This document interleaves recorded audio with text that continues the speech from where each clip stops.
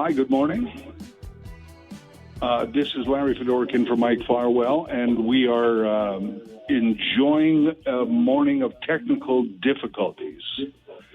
So always exciting. So I'm coming to you from my home studio, but for some reason, my home studio is malfunctioning. I think it's my end. I mean, if I have a choice between blaming 570 News Radio and blaming my studio, I would blame my studio because I was having a few glitches this morning and couldn't get my audio up, and boy, this is a very interesting story, and I apologize, but I couldn't get my audio up going this morning, so I finally did, and then when I did, I lost my speakers. So here I am, and for some reason this morning, you know, it's a Monday, so you kind of think, oh, the Mondays are going to happen. I use my audio system at home 4 or 5 times a week, and it's always the same, and it's always set up. And then the morning, you know, it doesn't matter what it is, whether it's an audio system at home or your car doesn't start suddenly or it's your fridge cacked out or whatever it is. Just the morning it doesn't work. It's like, well, what's not working? It worked a minute ago. It worked yesterday. Why isn't it working? So at this point, I'm pushing buttons, and I'm not an audiophile. I kind of know what I'm doing, but I also, it's like I know how to work my car. I can't fix my car. It's the same system. It's I know how to set this up and work it and everything. But if something is not working the way it's supposed to, then I'm kind of challenged. So here I am on a telephone line right now, and hopefully we can repair this and get a proper show going that doesn't sound like it's going to be on the telephone, because I can't tell you what else I'm going to do. I think I've pushed every possible button there is, including some on my fridge, just in case. No, I'm serious. But I've tried everything, and it doesn't seem to work particularly here. So, plus, with this audio now that I'm getting a slight delay. So I'm going to try and fix that as well. But I think that's just a matter of me being on the telephone as opposed to the microphone. So, all right. Anyway, welcome to Monday. Welcome to the program. It is Larry Fedoruk in for Mike Farwell. Mike, of course, we know where Mike is. He is in my Kelowna. Thank you. I'm here all week. And what, like Friday when we were we actually talked to Mike Thursday from Kelowna and kind of left him alone on game day because, it's not just the team. Mike has a lot of pregame stuff to do as well. So, but we talked about the importance of that first win. And that was not just a win, in my opinion. That was a statement. So it's interesting now that the way it's shaping up, in that everybody's got a win, and I think somebody's got a loss as well. I knew it, and now with all this audio stuff, panic, it's not coming back to me. But anyway, it's game day here on 570 News Radio. It's of course 8:30 for the pregame. It's in Kelowna, so puck drop 9:00 with Mike Farwell and Josh Piercy, and it's going to be very exciting. It's Memorial Day in the United States. It's Memorial Cup in Kitchener, and it's a very exciting day. And having that when we talked to Mike last week, we talked about the game on Friday night, and we said, of course everybody wants to win every game, but the importance of that first game and then having a 2-day break and not playing again tonight, if you don't win that first game, you've got 2 days. You've got 2 full days to just have that sit on you. And there's already enough pressure going into Memorial Cup that you don't want to lose the first game. So not only, as I said, winning, but making a statement on opening night of the Memorial Cup for 2026 was just fantastic. A 5-0 win. So just great, 5 goals and great defense. I mean, that's 5-0. That's what it says. So. It's game 2 tonight, so we're very excited about that. Lots to do on the show this morning. I hope that at some point I do have a microphone to actually talk to you with. I don't know if we want to maybe take a bit of a break early here and try and get the microphone set up. If I can just kind of speak to the control room here for a moment, just get back to take our break early, and I'll push some more buttons here on my microphone and see what the heck is going on here. Larry Fedoruk, not an auspicious start to the week, but here we are in for Mike Farwell on 570 News Radio and on Rogers TV. Back in a moment.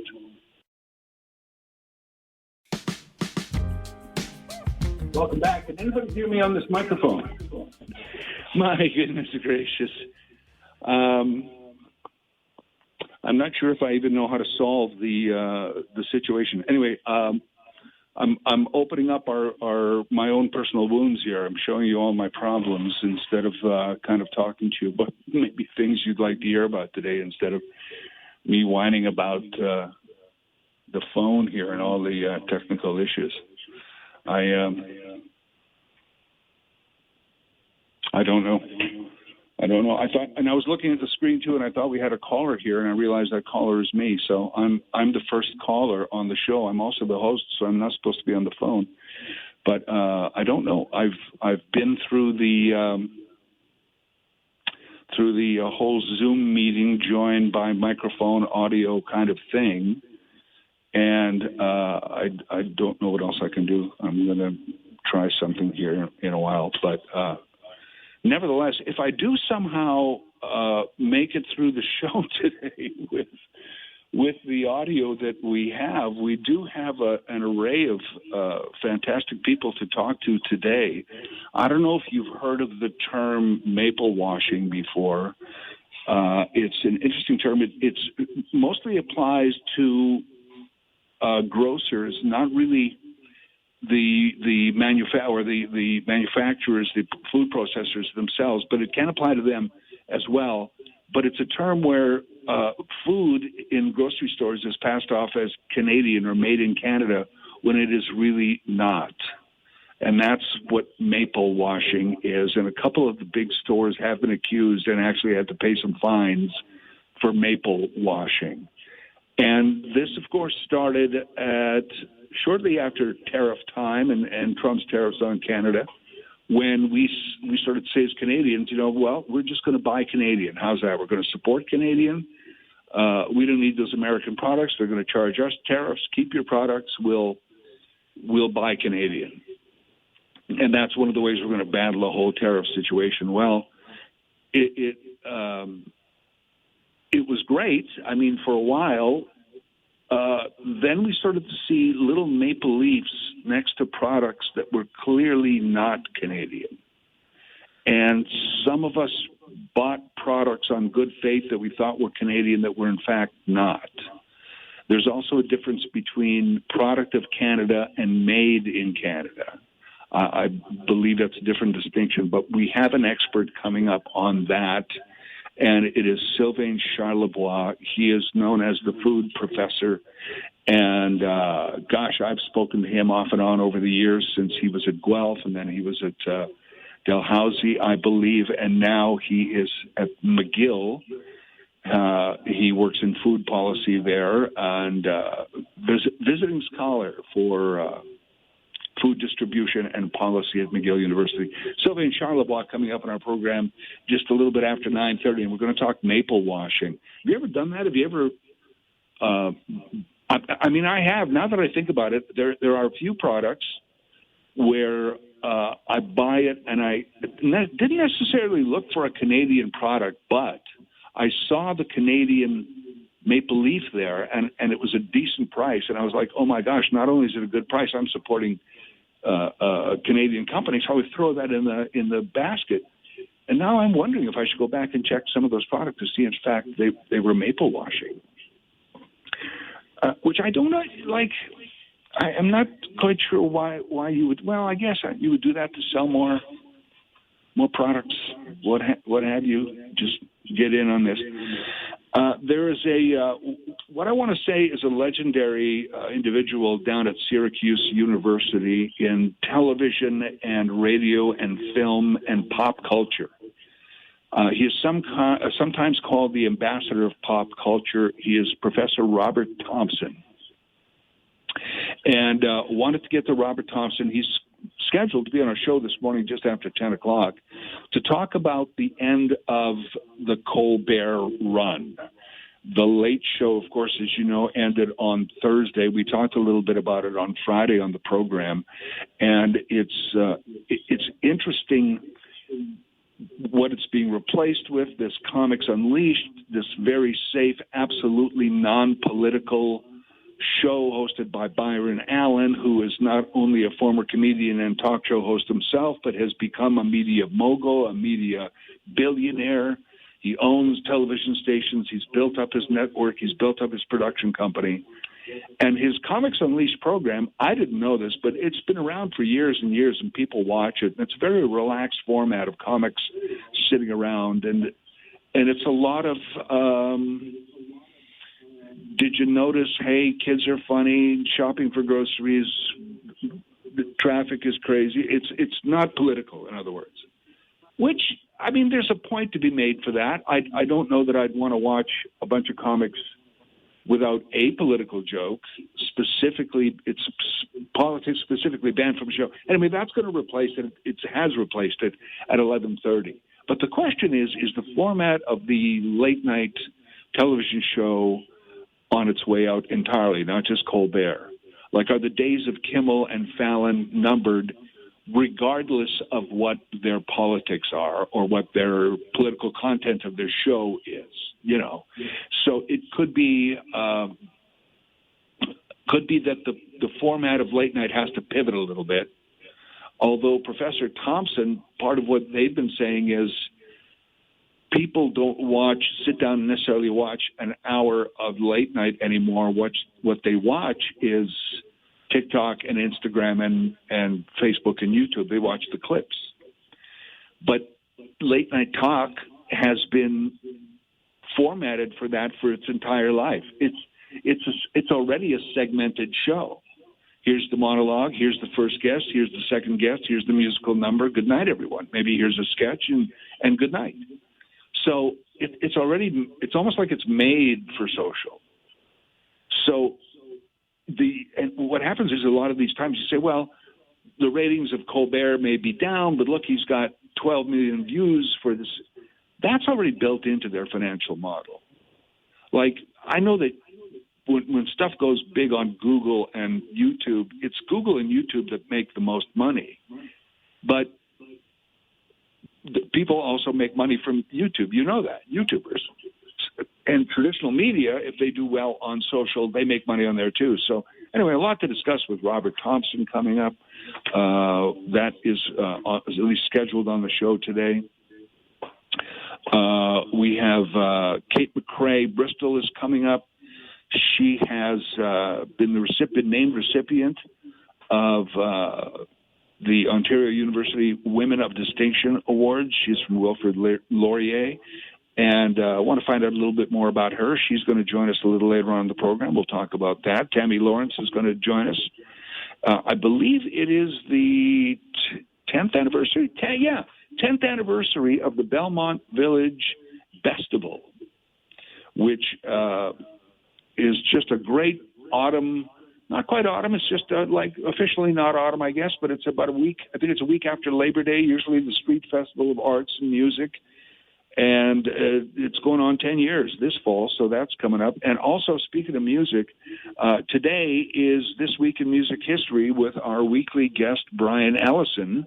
If you check out Facebook and search This Week in Music History, you will find Brian's page, and it's just a super interesting Facebook page if you're into music, and even if you're not. So every week, and I've filled in a couple of Mondays where I get to talk to Brian. It's one of my favorite segments because I'm a music buff, and I love trivia and information and anniversaries and dates and birthdays and observances when it comes to music and musicians.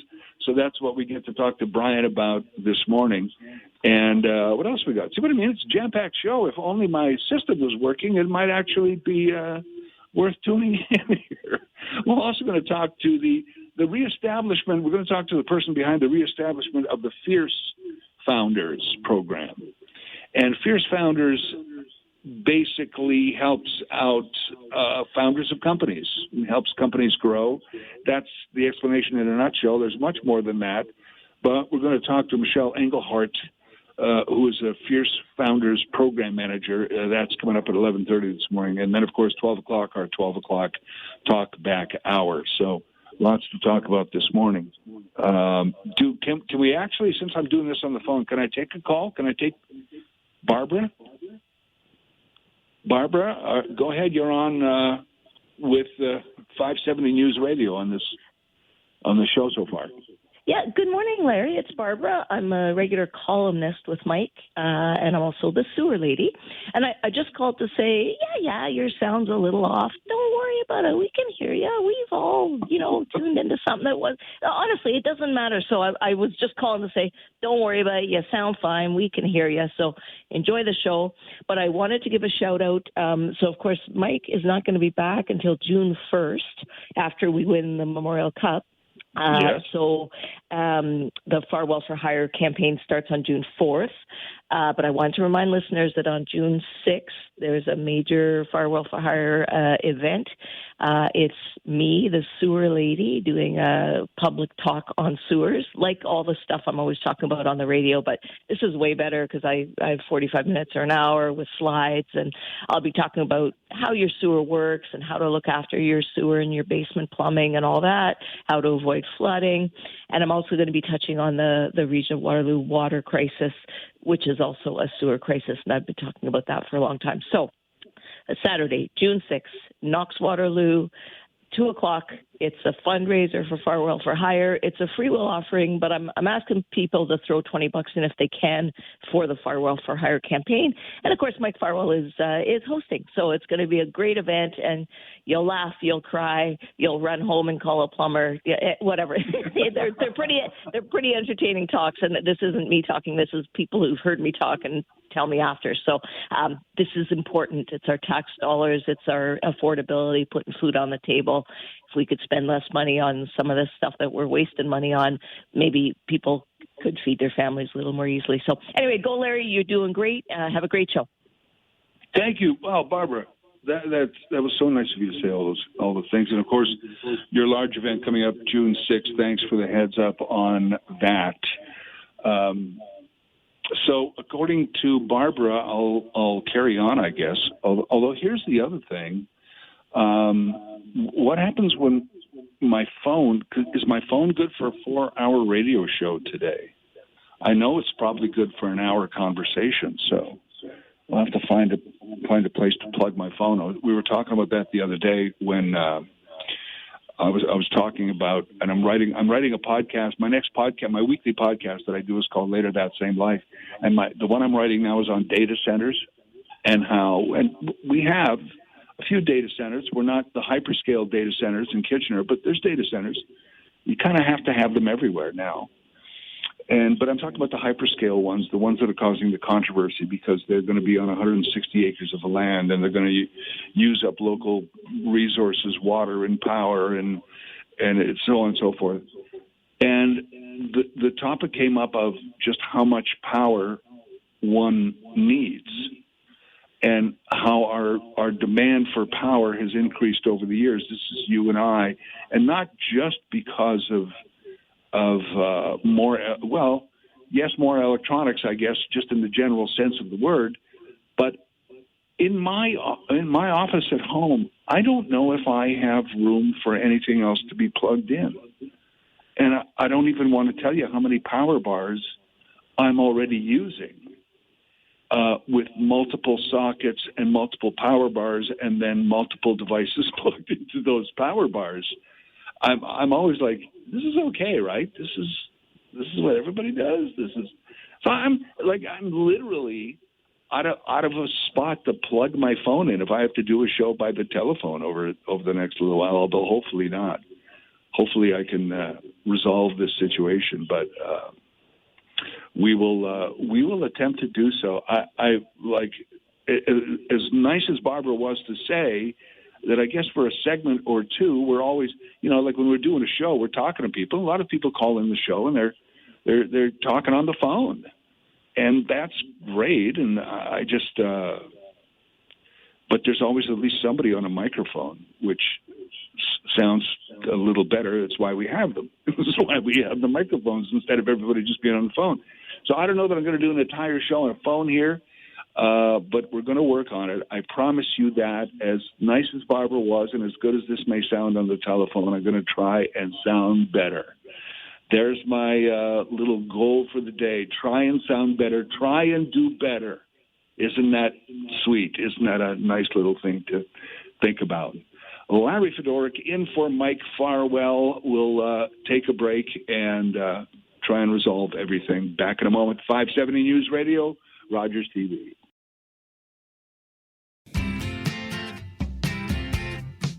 Welcome back. It is Larry Fedoruk in for Mike Farwell. And I think we have a microphone going, but I don't know if I can hear anything else, which would be only me at this point. So we shall see how it goes. And I apologize for technical difficulties because I believe they are on my end. And it seems like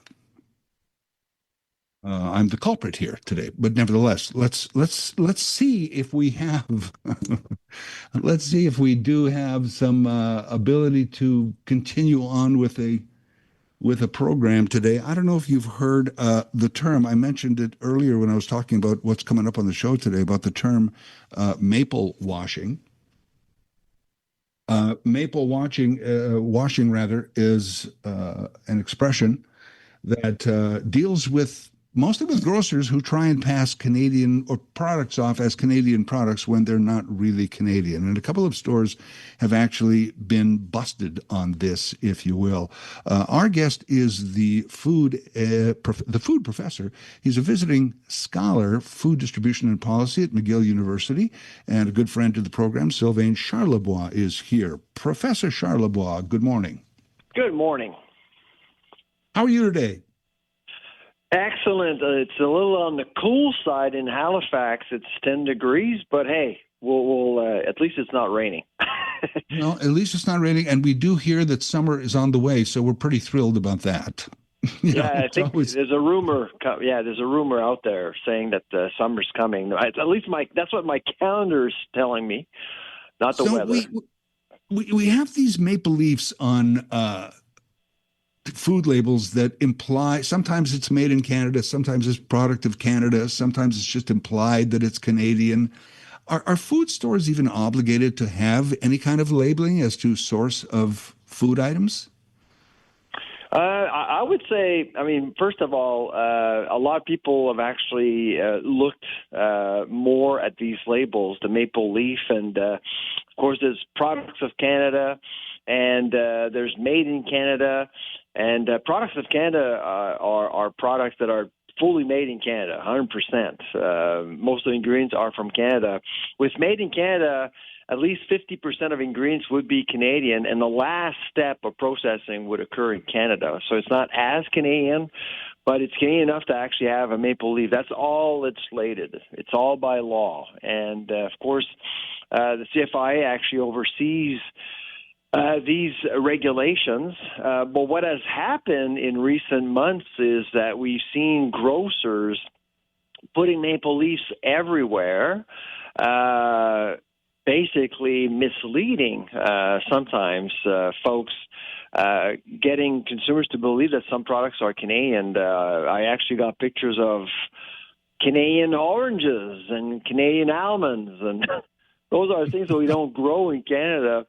And of course, we have seen cases of seeing these maple leaves being used, and at the same time, some prices were pushed up as a result. So that's what we would call maple washing. So people are charging more. So, and this is all based, maybe you could talk about this a while, on our sort of not only our Canadian pride, but the tariffs that were put on us and kind of our backlash against American products. It was really taking advantage of all that, wasn't it? It was. And so obviously a lot of people we're avoiding American products, and we're obviously looking for Canadian products. And I mean, it gets confusing out there when you actually think about a grocery store. There's, on average, anywhere between 20 to 30,000 different products, and it's hard to keep track. So you're at the mercy of callers and confusing labels, and it gets busy, really, from one aisle to another. So I'm not surprised that some people actually were caught and were led to believe that some products were Canadian, and they weren't necessarily. I mean, we've actually seen the use of maple leaves, for example, to get people to think that they are Canadian products, but they were designed in Canada, quote unquote. So, for example, Habitant pea soup is a good example of a product that actually had a maple leaf on the can, but it was actually fully produced in the U.S. 100%. But it was actually mentioned design in Canada, which was tolerated. It was tolerated, but now the CFI is looking into banning that practice. Well, yeah, tolerated how? What is design? What is the soup designed in? The label was designed. I'm not sure I even follow that. It's crazy. Basically, what they were saying is that they were basically saying that the product was actually created in Canada, but the company was sold to the U.S., and so they just kept the maple leaf there. I see. From an old Canadian recipe, but yeah, I say, or whatever. Yeah. Yeah. You mentioned the Canadian Food Inspection Agency monitoring these things. Is that a big job? Can they do it all? And secondly, if they issue these fines, are the fines considered just the price of business? It's they're relatively small. I mean, I think the highest fine I saw was $10,000, and it's not huge. I think the biggest price to pay is the fact that these names are out there. They were mentioned in many press releases. They were mentioned in news stories, and that affects the image of a company and, of course, the reputation. That's much more damaging, I think, than the amounts. I'm not sure it's in the best interest of any regulators to fine retailers hundreds of thousands of dollars. You just want to send a clear message that these practices aren't acceptable at all. Well, yeah, and I like I said, the price of doing business. I don't know that fine is doing that, but I don't think so. No, I think that the point that regulators are trying to make is that the practice is not acceptable, and of course the actual news is out there, so that's damaging. In and of itself, it's really damaging for the company. Yes. I mean, yeah, I agree with what you're saying, but I also think that they're just getting away with it. They pay a fine, it goes away, they say sorry, and we still have to shop there. And I guess overall reputation is damaged. I agree, but yeah, actually, to your point, what is a bit annoying is that I mean, some of these cases early on, like last year, when people started to focus more on Canadian products, I think a lot of people were well intended, and frankly, grocers were given a pass a little bit because it was so confused. It was all happening very quickly, and grocers had to pivot and buy other products that were non-American. So I think people were willing to tolerate some mistakes early on, but I think after the summer, the fall, this winter, I don't think there's actually any patience out there allowing grocers to make some of these mistakes. I mean, you should be able to train your staff properly. You should have your ducks in a row when it comes to labeling in stores. For sure, and especially when we're so concerned about prices themselves. That's the other thing where I still have sticker shock at the grocery store every day, and not that that's the grocer's fault either. And I realize grocers have slim margins, so on and so forth. There's a bigger picture. But when all that's going through your head, going to a grocery store, and then you have to deal with mislabeling, it's Yeah. frustrating. Oh, no, absolutely. And of course, I mean, the one case that really irked me was these Canadian oranges, quote unquote. So one person actually sent me Right. two pictures. One was taking on the one day. They were Canadian oranges, and of course, alerted management. The next day, he went back to the same store, took the same picture. Now, the same oranges were from Egypt, which, of course, was accurate, but they were actually 15% less, which meant that Canadian oranges, quote unquote, were sold at a higher price. And that's just not acceptable, really. Using the maple leaf to increase prices, essentially. There is a proposed class action lawsuit out there. It's waiting for authorization, which may not be till the fall. But what is your thought on that? Would a class action lawsuit even get more attention, and would it do anything? It's going to be hard to prove because you have to basically prove intent to deceive, and that's in courts. It's never easy. If you go back to the bread scandal, there was a class action lawsuit, and of course, Loblaw ended up paying $500 million, but they actually did admit guilt, so it was a little different. So in this case, I'm not sure if there's going to be, because when you actually issue a fine, you can easily prove that there's a mistake, but in courts, you have to prove some intent, clear intent to deceive, and that's never easy to do. And that's just to get a class action lawsuit going, right? You have to prove that long before. You need to actually get it approved and then go to court. So and it can last many months, perhaps years. and then everybody gets $1. Usually, I mean, I'm being that's facetious. right. Well, exactly. Usually, like that's kind of what happens. With like the bread settlement right now, of course. Yeah, absolutely. Yeah. So it is really a long haul thing, and I do believe that some lawyers will look into this. I'm not a lawyer personally, but I'm sure that some lawyers will actually try and see whether or not they can actually get it approved. So it's back to us then. Would that be your advice, Professor, or would it back to us to be aware as consumers and file the complaints? I've actually if we always see encouraged wrongdoing? people to take pictures and public shame retailers if they know for sure that there's a mistake or there's a maple washing case before them. Take pictures and go to social media. And post these pictures and try to connect with the grocer where you found it.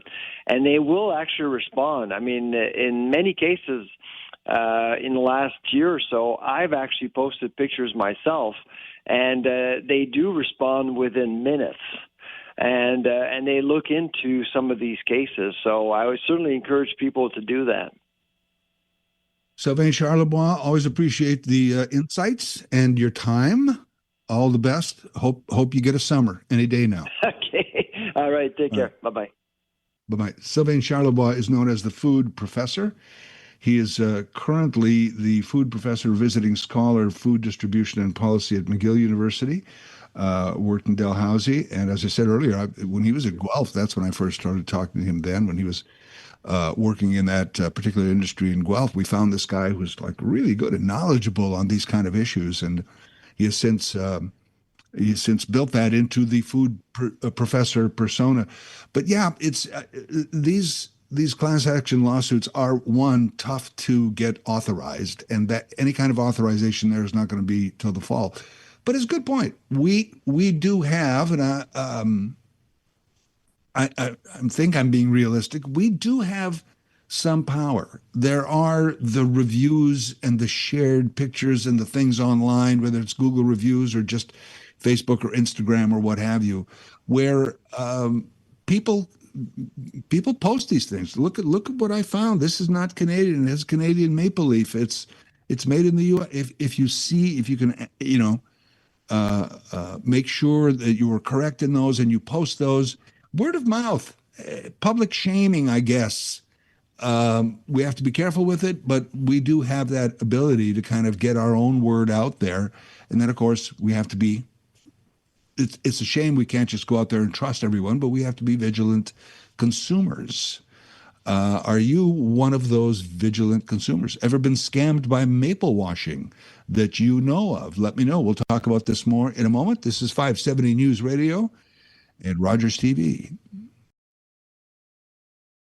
Sometimes folks getting consumers to believe that some products are Canadian. I actually got pictures of Canadian oranges and Canadian almonds, and those are things that we don't grow in Canada. And of course, we have seen cases of seeing these maple leaves being used, and at the same time, some prices were pushed up as a result. So that's what we would call maple washing.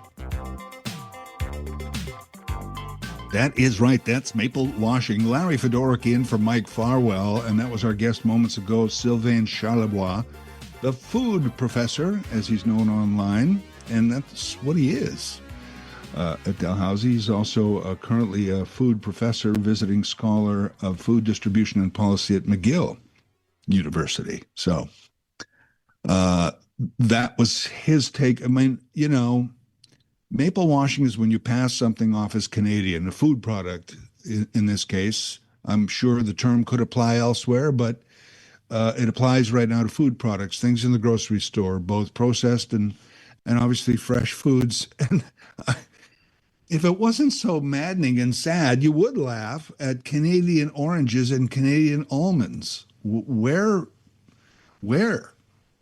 Although I heard someone in Saskatchewan is growing bananas. I heard this. I meant to look it up.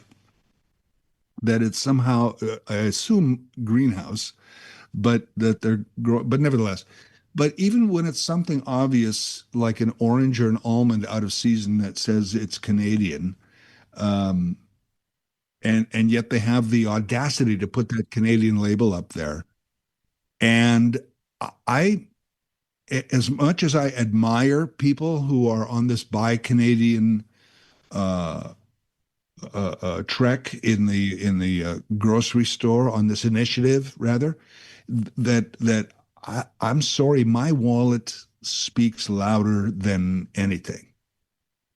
And if I want a product, generally speaking, the least expensive one is the one I buy. There's very few exceptions. I don't know if you're like this. There's very few exceptions. I can't think of one. If I think of one, I'll let you know, where it's, no, I want this brand name. And I'm not going to buy the generic version or another version. But for most products, I would say like well over 90% of products, I don't care whether it's the Ritz cracker or the knockoff Ritz cracker or the generic brand mayonnaise, mayonnaise and crackers, or ketchup or cookies or anything else. It doesn't matter to me. What's the cheapest one? And if the cheapest one doesn't say made in Canada and the one next to it says made in Canada, oh man, I want to be this Canadian patriot, but I don't know, man. Inflation is what it is, and groceries are what they are. And I don't know. I'll do something else Canadian, I'll do something else super Canadian. But I know, I'll cheer for the Canadian in the NBA playoffs. But I can't spend extra money on Canadian. But people do, and that's why it's so maddening when there's maple washing, right? When there's somebody puts a Canadian label on something. And back to this product of Canada, made in Canada. A product of Canada, and we only came to understand this during the tariffs, and I don't know if a lot of people still understand it. Product of Canada is product of Canada. It's Canadian. Made in Canada, and maybe a better example would be a car. If 80% of parts from a car came into Canada and we assembled that car would be made in Canada. Same with the food product. It could be made in Canada, even though it's not 100% Canadian with its content. Okay, so. But the one the professor gave there, that Habitant pea soup that hasn't been made in Canada for years, made totally in the United States, had a maple leaf on the label because it was designed in Canada. I'm like, holy smokes, that's stretching it. But it's not even the labels on the products themselves. It's the stickers and labels that the stores put up next to the product to get you to go, oh, this is Canadian. Yeah, that's maddening when it's not, of course. Here's John. John, go ahead. You're on 570 News Radio. Hi, Larry. Good morning to you. That was an interesting conversation. I really love that guy. He's very interesting and knowledgeable. I've just come from a giant Tiger store in Listowel. Well, I shouldn't say just, it was yesterday, but they had oranges saying from South Africa on the, like whatever it was, $3.99, $4.99 for the package. Right. From South Africa, but the actual wrapping and the bag that it was in was from Florida. And I questioned it, and now the guy took them off right away. No rush, no comments or whatever. He said he apologized very, very politely and stuff, and took them down and moved the little display that they had. And so I stayed around the store, and 5 minutes later, they mentioned that they were from the USA, that type of thing. But the other thing that really irks me is when I'm driving, I see all these Kias, all these Hyundai cars. Not one of those are made in Canada. If you really want to support Canadians, buy a Honda, a Toyota, whatever. The Hondas are made in Alliston. Well, we certainly know what's made in Cambridge with the big Toyota plant. So that's what bothers me. As Canadians, we fly the flag, but when I see the Kias and the Hyundais and not one of those cars are manufactured here. John, got to go. Thank you. Great call, though. I just got to go for time, but appreciate the call. 570 News Radio. Back in a moment. I'm Larry Fedoruk, in for Mike Farwell. If you're just joining the program, we had a huge technical issue at the beginning of the show. And that's over. So why am I saying it? Because I still feel bad, because I think it's my fault. And believe me, it's an honor and a privilege coming from Mike Farwell, and I get to do the show from home. So if I'm having technical issues, nobody feels worse about it than I do. But I'm working through my own personal feelings. So hopefully everything is clocking along now, because we have a great show lined up for you today. And it's always great, I think, all the work that Justine and everybody does behind the scenes to get the show on. And I hate to be the weak link in the thing, but so there's always a great show. But today was just outstanding. Coming up in just a few minutes' time, we're going to speak to Kate McCrae Bristol, who got the Women of Distinction Award, Ontario University Women of Distinction Award. Really well deserved, of course. We're going to talk to her about that coming up in a few minutes' time. But right now on the show, as you know, the Stephen Colbert Show, the Late Show, ended after some 31 years, 11 of which were Stephen Colbert. And he took over from Letterman and just did an amazing job taking over from the institution that was David Letterman. And suddenly not, whether it was political or not, it depends on what you believe. But that show ended on Thursday. And what does that mean for late night and that particular format? Our guest is a trustee professor in television, radio, and film at the Blair Center for Television and Popular Culture at Syracuse University. Is called often or referred to as a pop culture ambassador. Joining us now is Robert Thompson. Professor Thompson, good morning. How are you? Good morning. I'm doing pretty well. How about you? Excellent. As I said, despite some technical difficulties that we've had here, I'm hopefully persevering through those, but I keep mentioning it, so maybe I'm not. I don't know. But professional broadcasting. There we are, yeah. So I want to get your thoughts on maybe the show itself and how it went out. But first of all, is this a real change now in especially late night television? Is this a transition of that format right now that Colbert has gone?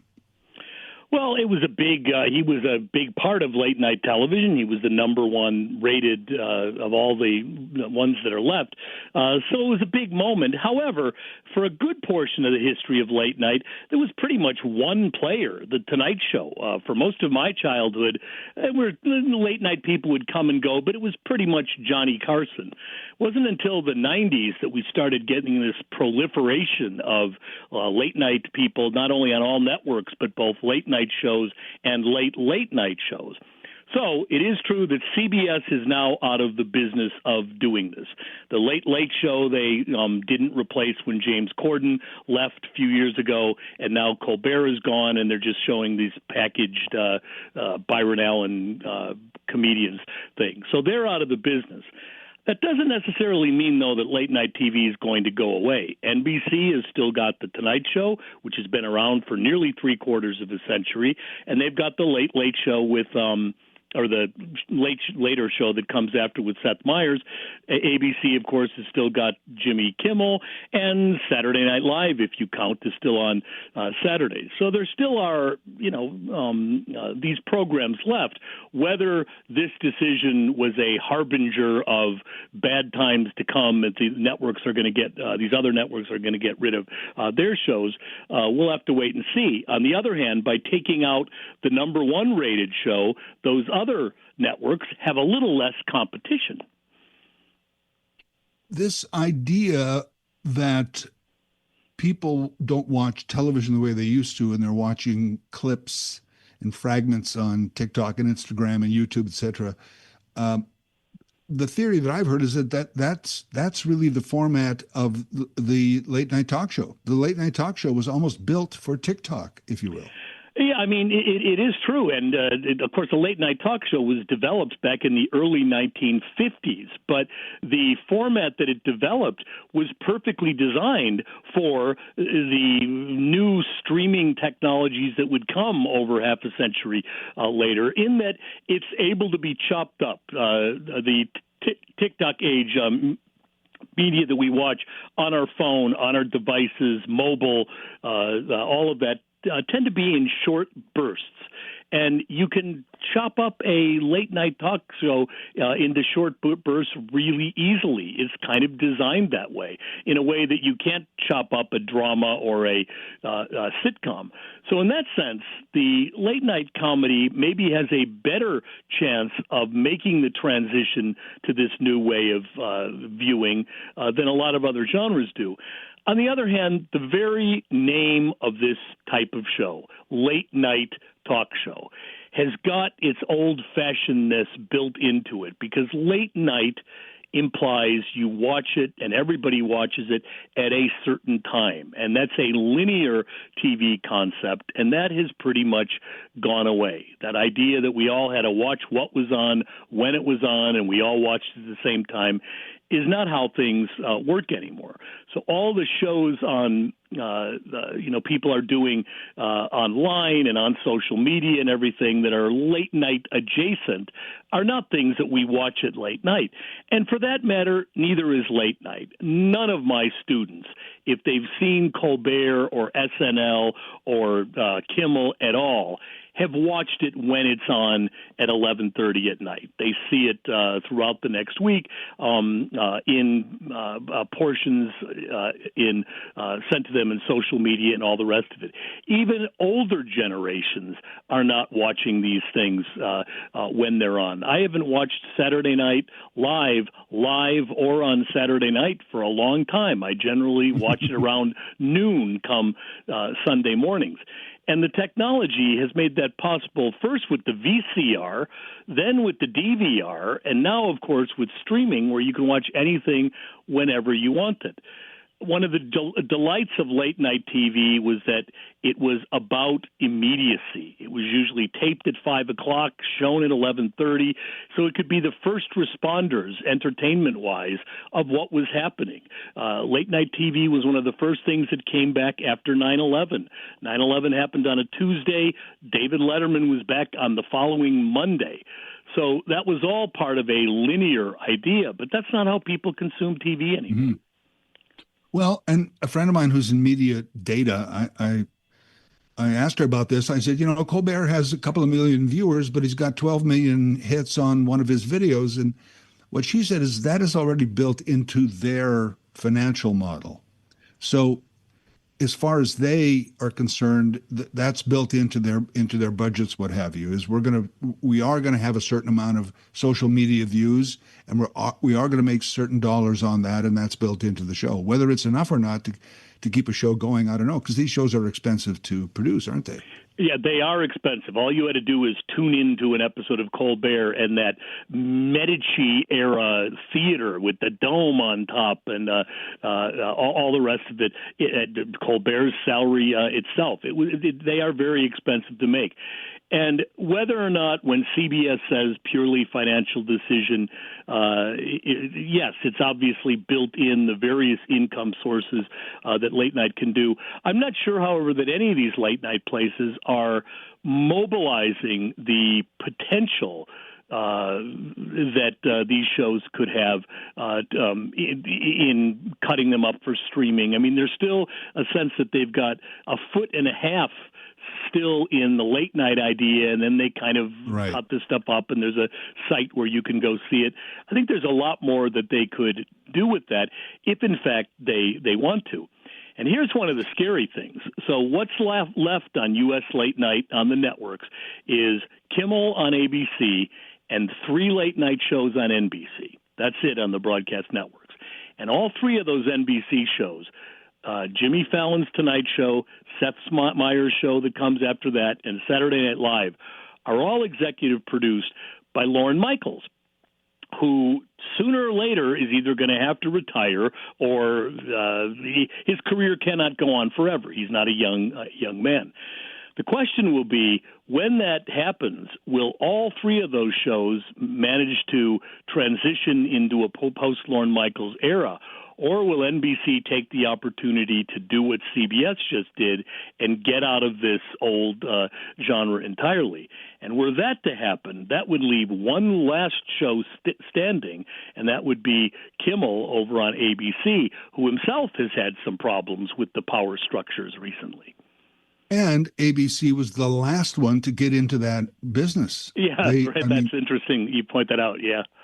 Yeah, they ran Koppel for years, and they only got in after kind of the Leno-Letterman thing heated up. But anyway, that's a whole history.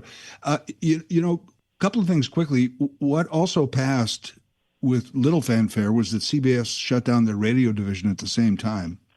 Oh, I'm so glad you brought that up, because in my opinion, the importance of that passing far outshines the importance of Colbert's passing. Colbert, that was significant, that it was worth talking about. But CBS News Radio, which starts in 1927, 99 years ago, and for all intents and purposes invents broadcast journalism. Now, we're overstating that with a North American bias. The BBC was doing stuff and all of that. But when Murrow, who was brought in 1935, is over in Europe as World War II is winding up, those reports from the rooftops of London as it was being bombed, the reports from the camps when the Allies were occupying them, Buchenwald and others, the poetry, the macabre beauty, but at the same time,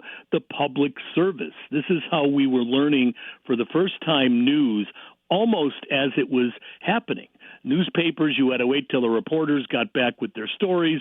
Then the telegraph allowed you for that to speed up. Radio all of a sudden made this information almost instantaneous. And some of that work that CBS News Radio did in the 30s and the 40s and into the 50s when television began to challenge it was really, really extraordinary. And up until Friday, I guess it was, they were still providing on-the-hour news reports to 200 and some odd stations in the U.S. and elsewhere as well. And I think the shutting down of that entirely is a great loss, not just out of nostalgia. I know technology is new and all the rest of it, but the work that operation did was important. I've probably been called by CBS News Radio, I would say in my career 400 times. And the reporters were always smart and succinct, and it was good old-fashioned journalism. And none of that reporting is going to be done by them anymore because they don't exist. Professor Thompson, I could talk about this all day, but I'm going to have to say good night and good luck. Very good. And I guess I'll have to say, well, that's the way it is. Okay. Fascinating conversation and much more to watch for, and I'd love to talk to you again soon. Thank you so much, sir. I'll look forward to our next conversation. Thanks you. Robert Thompson is a trustee professor of television, radio, and film director at the Blair Center for Television and Popular Culture at Syracuse University, often referred to as the pop culture ambassador.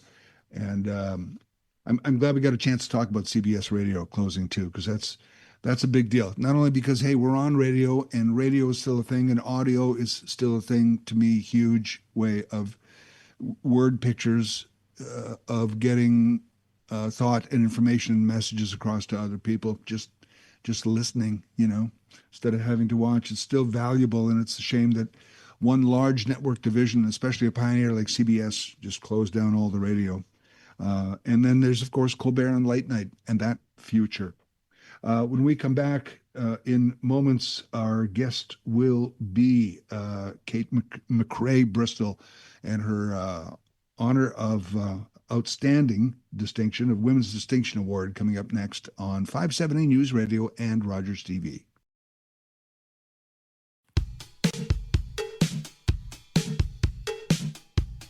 Larry Fedoruk in for Mike Farwell. Coming up after 10:30, we're going to talk about the Belmont Village Bestival. It's in its 10th year coming up this September, so we'll talk to a director there and find out more about that.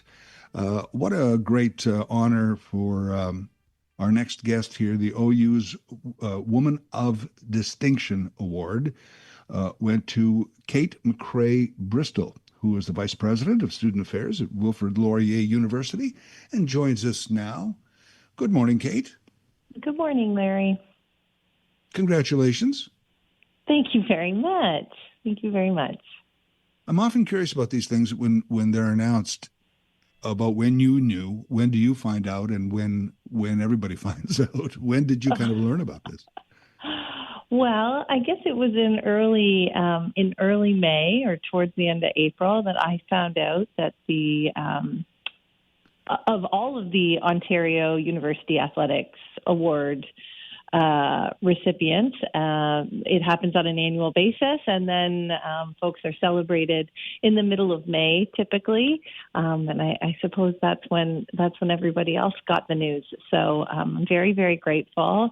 Ontario University Athletics, or the OUA, is our sport conference for university sport in the province. And this deals with opportunity, equity, and excellence. Mm-hmm. Can you talk about those? Because these are not just words on a plaque or anything, words on a page, what have you. I would imagine these are things you work towards every day. Sure, absolutely. Particularly, I think when it comes to working in sport and advancing women in sport or women in sport leadership opportunities, we've made such great progress. I mean, it doesn't matter if you're thinking about the PWHL or the new WNBA team in Toronto with the Tempo. There's been so much advancement in equity in sport and the support provided to women in leadership in sport. And yet, at times, there still remains quite a bit of work to be done. And so it feels I feel very grateful to have had the opportunity to serve in a capacity that could provide service and leadership in that space, and knowing that there are so many qualified and exceptional young women coming behind me is really encouraging. And quite frankly, it wouldn't be possible without the trailblazers who've been doing this work for decades. We're really reaping the benefits of that work now. What that looks like in the university sport context is ensuring that the services and supports that are provided on our campuses are exceptional across the board, regardless of the program it's supporting. But maybe more importantly, it's about ensuring that the work that we're doing for women and girls in sport, it moves beyond the boundaries and the barriers of our institutions. And for me, that's here at Wilfrid Laurier University, and moves into sort of a community-minded space, so that our exceptional student athletes who are high-performance athletes, strong students, and great leaders are out in the community and really bridging that gap for young girls who are considering participating in sport or, facing barriers themselves. Having that great role model opportunity from our student leaders is so critical. And so I'm just so lucky to be a part of that. Well, I mean, you talk about trailblazers, but weren't you the first female director of athletics and recreation, back in 2012? Yes, here at Laurier. Yeah, not in 2012, in 2022, actually. What was it? Okay, sorry. The first here at Laurier, following after a long line of great leaders. And, it's funny. I do feel honored to have been the first woman in that position. But here at Wilfrid Laurier University, we've had some great, strong women in leadership roles. Our president currently is Dr. Deb McClatchy, and strong leadership team filled with women. And one of the things here at Laurier has not been that that there's been men at the helm, but they've been men who stayed for a long time because of the deep tradition in sport and recreation here at Laurier. So it was special that in 2022 to become the first woman to do that work. And I'm glad. I think we've set the course to ensure across the board that there are great positions for women.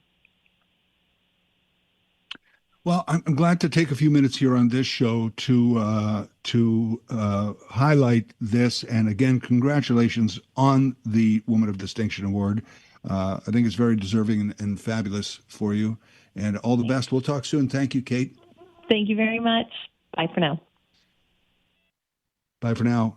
Kate McCrae Bristol, the OUA's, I said OU's early, but OUA's, Ontario University Athletics Woman of Distinction Award. She is at Wilfrid Laurier University. This is Larry Fedoruk in for Mike Farwell on 570 News Radio and Rogers TV. And in a moment, we're going to talk more about the Belmont Village Festival. That's when we come back. Except for this segment, I'm going to use the name on my birth certificate, which is Lawrence Fedoruk, only because my guest is Tammy Lawrence. So thought it might be fun to do that. Festival, the Belmont Village Festival, which is every year in the kind of the beginning of fall, the calendar fall, is celebrating its 10th anniversary coming up with Women in Charge. And Tammy Lawrence is president and artistic director of the festival, and she joins us now. Hello, Tammy. How are you? I'm great, Lawrence. How are you? Thanks for having me. I'm good. Thanks for coming on. The festival is coming up every year. Is it the first weekend after Labor Day, or is it anyway, it's September, 11 and 12 this year? It's September 11th and 12th.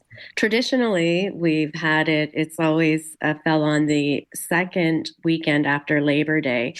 However, the calendar, as it changes, those weeks get further and further heading towards fall. And what we really try to do with this festival is savor the last little bit of summer. And after, that's kind of the dog days, like everybody's getting back into the back to school routine. The summer's over, and it's kind of that weekend after Labor Day that is a great space holder to have something like this, just to get, that one last kick of great summer camaraderie and community, So I'm taking that was the intent 10 years ago in picking that day, because I was thinking about it. A lot of people would put that in the summertime or what have you, and suddenly after Labor Day there's nothing left to do, except there is at Belmont Village is festival. So also, the other thing that is really I have to credit Tim Moore for this. It really, it's all the retailers in the village and most musicians and artists are really busy with other events during the summer. And this is kind of that hole, there's nothing really going on. So it kind of extends, and we have the opportunity to draw from a larger pool of people because they're not doing anything else. And so it kind of is this little space that really works and has worked for us. Right. And you mentioned Tim. Tim is the founder of the festival. He, amazing human. Tim is a huge advocate for everything arts and culture in our community. He was the founder of Festival. He started this 10 years ago, and he just had this vision when he retired and started it very grassroots. And I joined the board during COVID, actually, almost 5.5 years ago, and this will be my fourth event as president and artistic director. But if not for Tim, this event would not happen, and that'd be so unfortunate.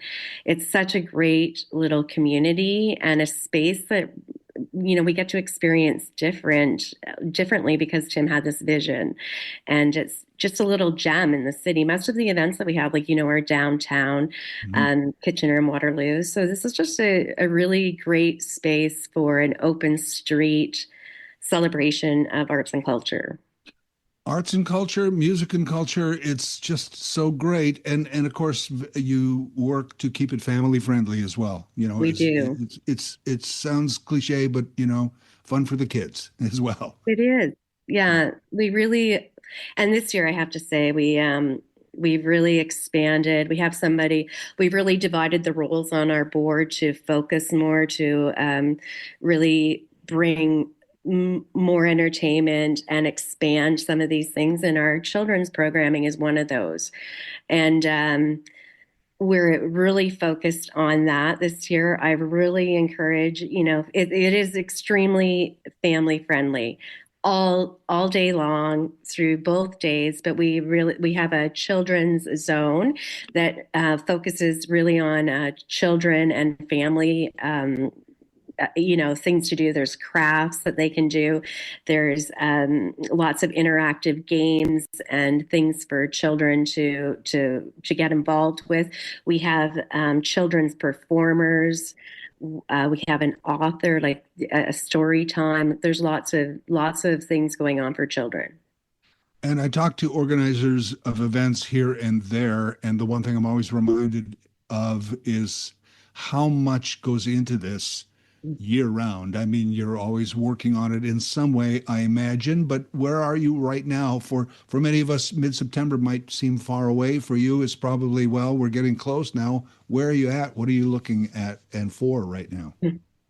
So we're, well into the planning stages of it. And here's what we're always looking for. You probably hear this from everyone, and it's a tough economy these days, and money is hard to come by. Fundraising is very difficult for a lot of organizations and events like ours. Grants are shrinking and drying up and more competitive. So it's so important for events in our community for sustainability to make sure that we always that sponsors are always stepping up.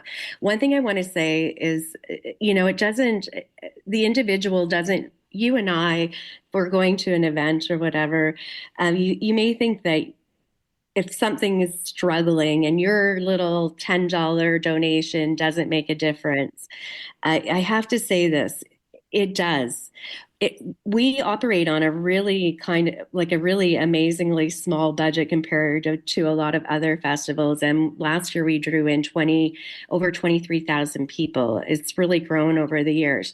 But we're launching a campaign that's going to start at the end of this week, maybe early next week, through our website. And it's a campaign for anybody who wants to contribute. 5, 10, any kind of denomination to help sustain our festival. Because if we could get, half of those people that come through the event every year to contribute $5 or $10, that would totally sustain our footprint and the succession and path of festival moving forward. So I recommend check out our website and see what you can do to contribute, because it does actually make a difference. I believe it's BelmontVillageFestival.com. It is, yeah. Okay, so there you have it. That's one way to. I was on there earlier, and that's one way you can keep up with this, BelmontVillageFestival.com. I'm curious, Festival, is that just something Tim Moore just popped into his head outside of festival, or? It did. And also it doesn't it can be anything we want it to be.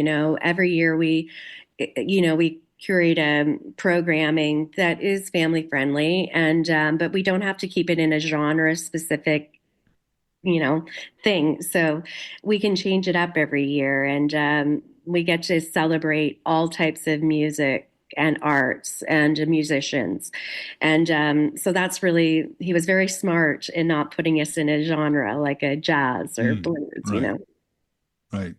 And you know what? I'm not going to go on a rant about this, but feel free to do it in my stead. There's a whole thing now about isolation through connectivity. And the cure for this, that they always say, is get out, join a bowling team, go to a festival. That's what people always say. Go to a festival because your town will have one. And in this case, this is a great one every year, coming up 10th anniversary for Festival.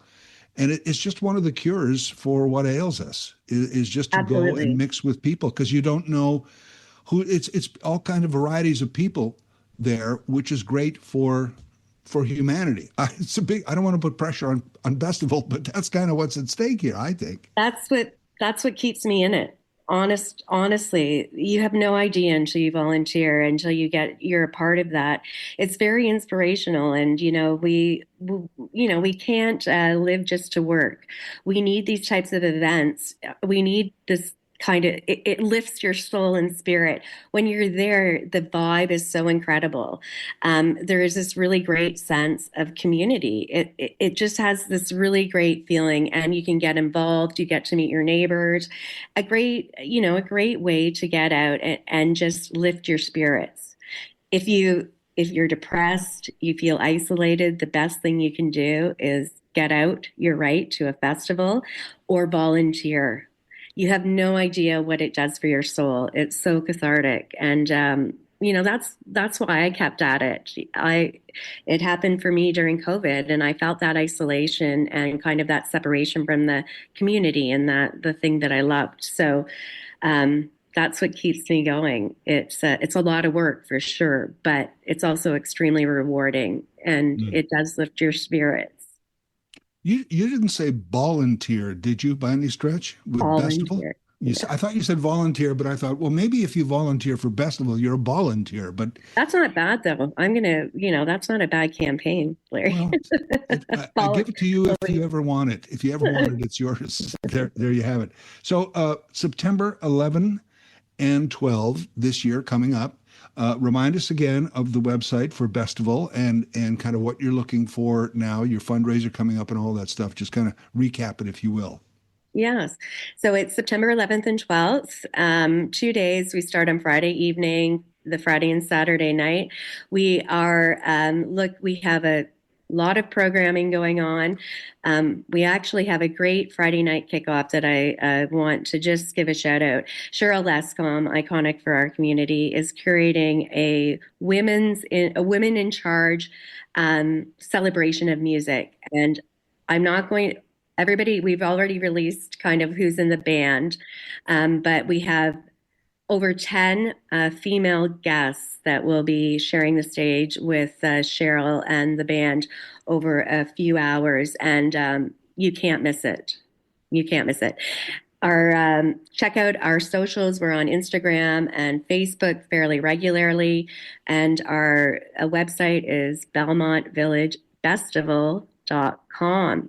And if you'd like to volunteer, there's an application on our page. We're still in the process of looking for vendors. We have a huge vendor area. We have, I think, close to 40 now. They're all artisans, local crafters, artists, incredible work. I highly recommend it. We have food trucks, huge kids zone this year that we're always expanding in that entertainment. Check it out. It's a great time of year. I wish it was this weekend, but it's not. It's September 11 and 12. And check out the website and just mark it, if not directly on the calendar, certainly file it away there in the synapses. Tammy Lawrence, thank you so much. Thank you for having me. Thank you. Tammy Lawrence is the president and artistic director of Bestival. 10 years and Women in Charge concert and theme going on this year. 10 years for Bestival coming up this fall. This is Larry Fedoruk in for Mike Farwell. More in a moment here on 570 News Radio and Rogers TV. We need these types of events. It lifts your soul and spirit. When you're there, the vibe is so incredible. There is this really great sense of community. It just has this really great feeling, and you can get involved. You get to meet your neighbors. Great way to get out and just lift your spirits. Absolutely. Tammy Lawrence there. She is president and artistic director of Bestival. BelmontVillageBestival.com is their website. Check it out now for details. And also, if you'd like to be a vendor or a sponsor or a donator, they're looking for donations all the time, even if it's a couple of bucks, $3, $4, $5 there. If a bunch of people do that for this community-based festival, it's called Bestival, but for this community-based festival, then they could certainly maintain this kind of free event every year with ease.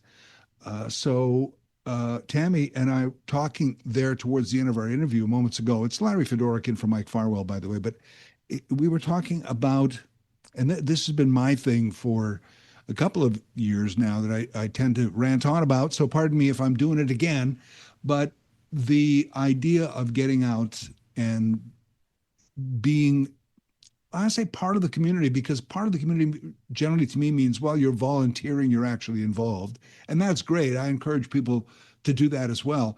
But just to be out as a patron, to be out, you can never tell. I mean, it just does. I don't even know if this story is relevant or should I tell it. Well, I have to now, don't I? So I'm waiting for the bus the other day because I gave up my car years ago and I'm a transit person now, proud of it. And it's one of our cold May days. And the bus I'm waiting for, I'm looking up the street, is right into the wind. And it's next to a construction zone where a woman is standing there. She's all bundled up. She's got the vest and the hard hat and the whole thing. And she's got one of those traffic signs, stop, yield. And she's in charge of the construction zone. When the trucks and vehicles come in and out of the construction zone and traffic nearby, she does the sign. So that's her job. You've seen these people. She's doing that. That's her job that day. And she's just a few feet down from the bus stop. And so I'm standing there waiting for the bus, and I'm looking into the wind, and my eyes are watering because of the wind. I'm sniffling, and my eyes were starting to water so bad that I get a tissue and I'm dabbing my eyes, because I can't just with my hands and fingers. I'm dabbing my eyes now with this tissue. And as I'm doing that, I hear this voice from down the street a few feet. She goes, "Don't cry, sir. It's a beautiful day." I was like, what? And then I look over and it's her, and I realize what she was saying. And I look over her and she's got this big smile on her face. And I start laughing, of course. And she knows I'm not crying. And she actually says to me, "It's that cold wind, isn't it? It makes my eyes water too. Oh my goodness." And yeah, it's crazy. It's crazy, man. It's so, what about it? It's May, we're doing that conversation. And the bus comes and I leave. And I got to tell you, it made my day. And maybe I'm overthinking this, but my thought was we all have this ability when we go out to make someone's day, if not make their day, at least make their day better, or at least not as miserable as some people make it when they're rude or what have you, or inconsiderate.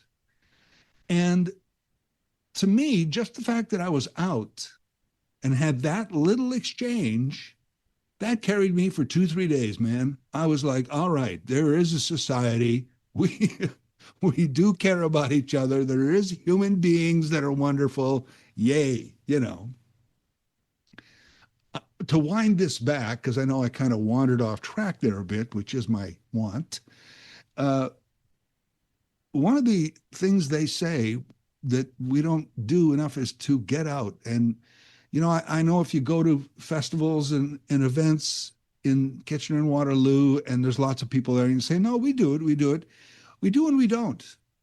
Those people that are there mingling and talking to other people, great. Yes, they're doing it. Are the rest of us doing it enough? Are we mingling? Are we making a point of being social in person with other human beings? And that to me is important. So every time I hear about, doesn't matter what it is, it's a market, it's a festival, it's a festival, it's something I applaud that. I give that a standing ovation every time, because I'm thinking that's what's important. And especially, maybe in a major big city they've lost that. I don't know. I don't think that's true, because I think in a lot of big cities they're made up of neighborhoods after neighborhood for that specific reason, because the whole thing as a big area is just too much to take in. So we convert to our little neighborhoods so that we can have a sense of community, which is important. But as a Kitchener-Waterloo, as you're growing bigger and becoming that major place, never lose the idea of these festivals and events where people are comfortable going out and mingling. Mingling is a big thing. Being part of it all is a big thing. Happy to promote any kind of event like that always, because of the importance of that. So again, Tammy Lawrence there, the president and artistic director of Bestival, which has been going on for 10 years now. And she of course gave the shout out to Tim Moore, who was the founder of Bestival years ago, and music and arts and culture. Coming up September 11 and 12. They always do it after Labor Day a bit, so it doesn't compete with every other big summer event or just, people getting away in the summertime. So mark it on your calendar coming up this year. They're looking for sponsors. They're looking for anybody who would like to donate. They're looking for patrons, I guess, if you will. And of course, anybody who want to market for a big event coming up this fall. As I said, happy to promote the mingling of people. Coming up next, the weekly feature. Every time I filled in on Monday for Mike, I'm thrilled to talk to Brian Allison. It's This Week in Music History when we return on 570 News Radio. Call us hands-free at star 401. Time for the latest from 570 weather specialist Denise Andriecci. Pleasant start to the week other than some early morning fog. We have sun and cloud today with a high of 24, and we're clear tonight, a low near 12. Warm and sunny Tuesday, 26, a humidex of 30. Today's high, 24 degrees. Right now, outside the 570 News Radio studio, sunny and 16 degrees. Guelph police have charged a 29-year-old man after a dispute Saturday morning. According to police, it was around 6 a.m. when a man approached a homeowner in the downtown asking if he could have some furniture that had been left outside. The homeowner said no, which police say enraged the man. The homeowner went inside where their children were sleeping, but the man allegedly punched through a screen and ripped the handle off a storm door. When police arrived, the man and the homeowner were arguing on the front lawn. Police say the man fled but was arrested after a short foot chase. His charges include attempted break and enter, failing to leave when directed, and breach of probation. After a weekend off, your Kitchener Rangers are back on the ice tonight, taking on the Western Hockey League champion Everett Silver Tips at the Memorial Cup in Kelowna, BC. Puck drop set for just after 9 o'clock our time. Coverage begins with the pregame show. Mike Farwell and Josh Piercy have that at 8:30. The Blue Jays also in action tonight. You can catch the first few innings here starting at 7 o'clock before we head over to the Rangers game. News next at 11:30. I'm Matt Hutchison, 570 News Radio.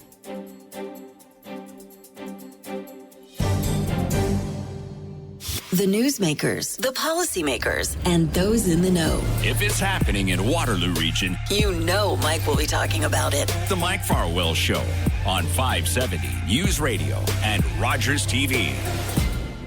Here's special guest host, Larry Fedoruk. Hello world, here's a song that we're singing. Come on, get happy.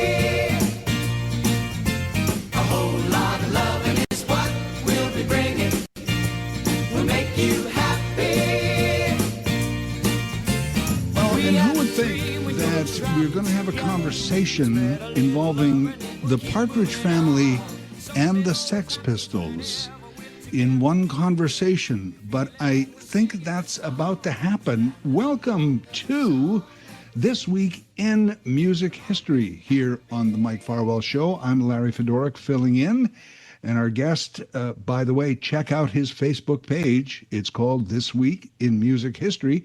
Just search that on Facebook and you'll get to a wonderful page. Here is musicologist Brian Allison. Good morning, Brian. Good morning, Lawrence. How are you? I'm good. How are you? I'm great, thanks. Good to be talking to you today.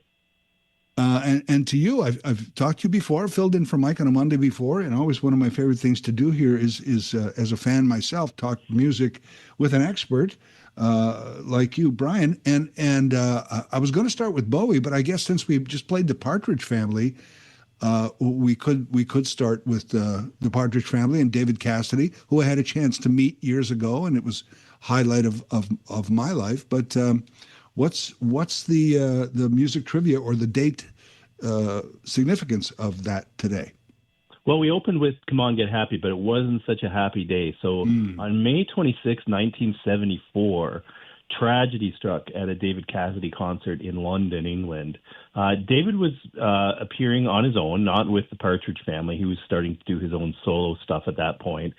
And there was a massive riot when 1,000 fans had to be treated by first aid workers just due to the frenzied excitement, the crowd pushing near the front of the stage.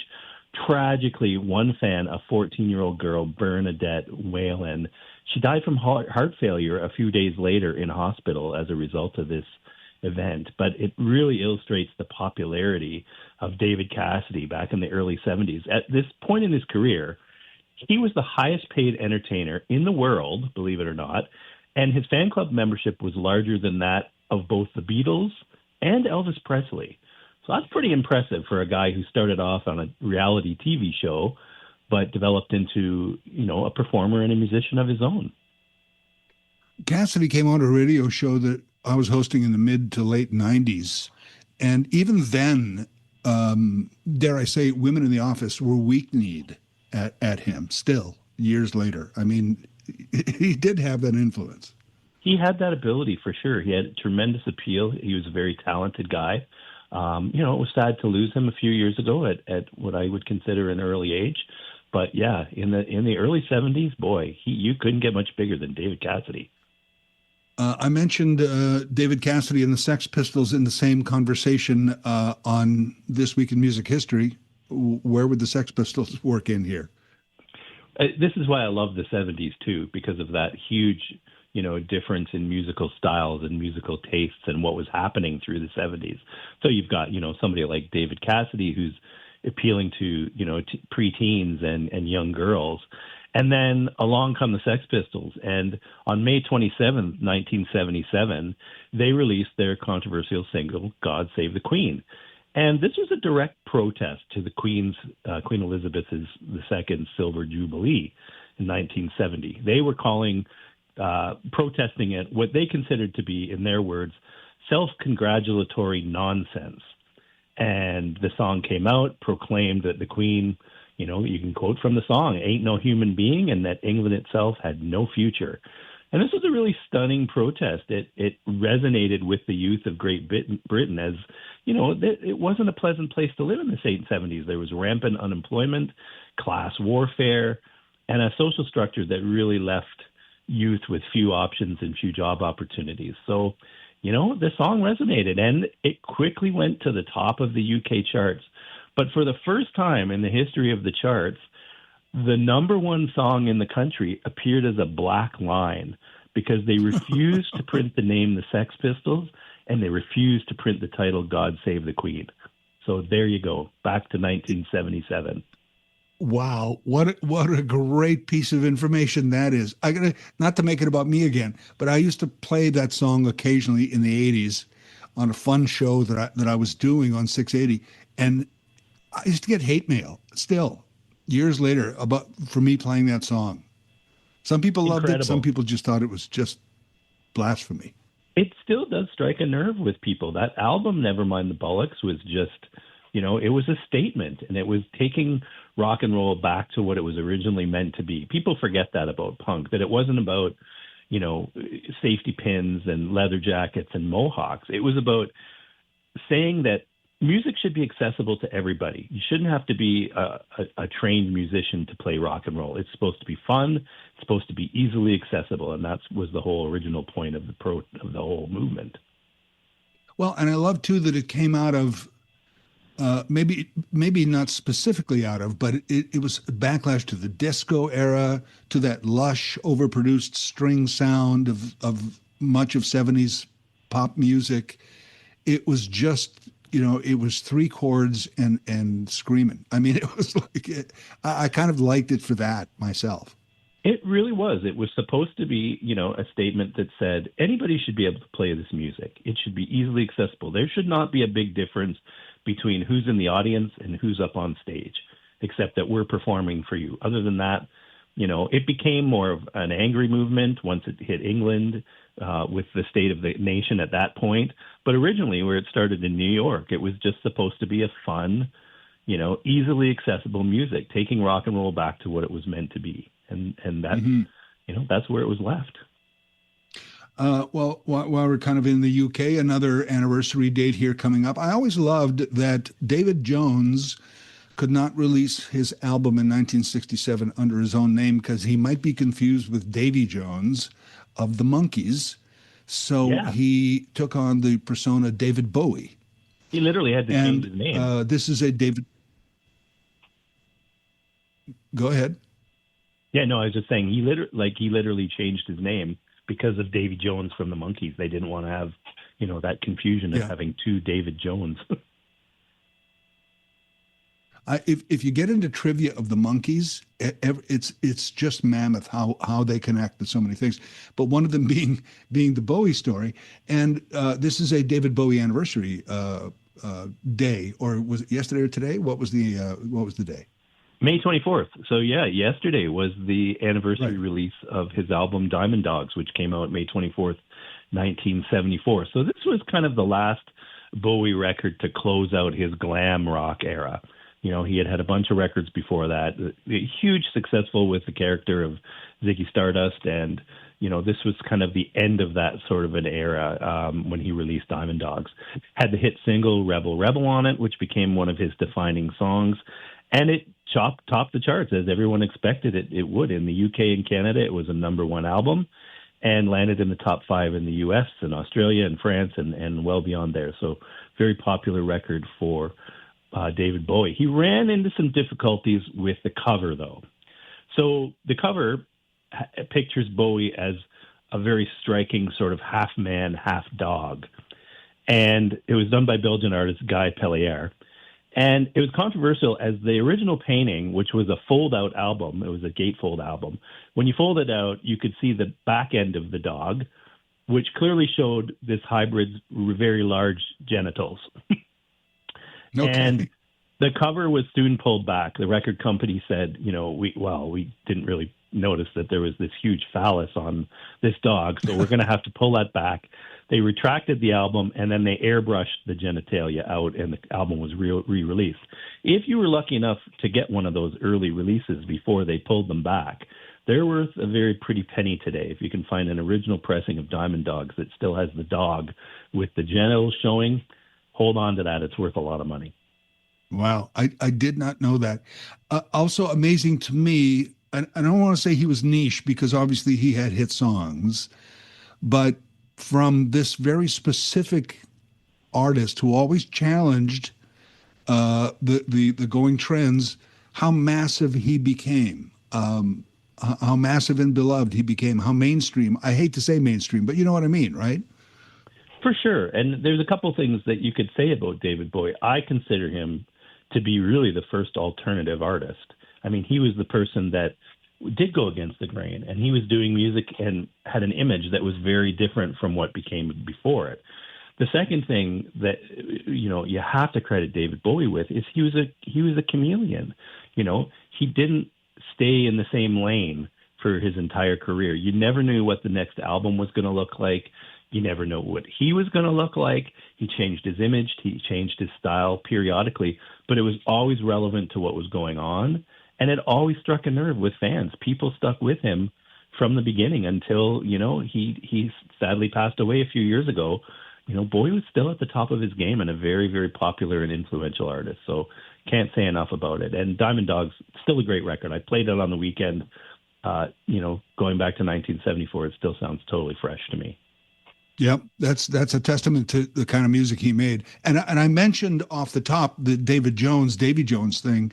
The other important thing of that is when you start to think of David Bowie, that album, Space Oddity, and I think it was just self-titled David Bowie, 1967. Here's a guy that straddled a lot of decades. He really did. And it wasn't, instant fame. He had to build an audience. It was some start and stops to get his career going. But yeah, once he hit on the Ziggy Stardust character, that sort of launched him into the stratosphere. For sure. Great. Thanks for noting that, because it was great to just kind of talk about Bowie again. Also around, and you can give me the specific date again, there was, what would we call it, a resolution to that Altamont Festival, the tragedy of that Altamont Festival and the Rolling Stones, kind of what we used to call the opposite of Woodstock. Yeah, that was actually, the anniversary is today, May 25th, 2005. So Altamont was 1969. So 36 years after this event occurred, the Alameda County Sheriff's Office in California announced that it was officially closing the stabbing case of Meredith Hunter, who was the 18-year-old African-American youth who was killed at Altamont. He was stabbed to death directly in front of the stage as the Rolling Stones performed their set. And investigators concluded that after a renewed 2-year investigation, that there was nothing else to explore. They thought at one point that there might be a second Hell's Angel involved in the stabbing, but they determined that it was just the one member of the gang that had stabbed him. So the Hells Angels were called in, as most people are aware, to provide security for that festival, which did not turn out well. Well, what could go wrong? Yeah. Yeah, I mean, and they didn't take payment other than all the beer that they could drink. So that probably wasn't a great plan either. Hells Angels member Alan Pissarro was one of the members of the gang, and he was the one who was charged with murder. But he was acquitted in 1971 after the jury accepted that Pissarro acted in self-defense. There's film footage of the incident that clearly shows Pissarro stabbing Hunter at least twice, but it also shows that Hunter was brandishing a pistol. So the jury determined that it was self-defense and that he did not do any time in prison for that particular crime. But finally, in 2005, they said, nope, case closed. We're not going to investigate this any further after 36 years. Wow, 2005. That is amazing how long that went out. This is This Week in Music History with Brian Allison. Brian's Facebook page is called This Week in Music History. You got to check it out. You got to follow.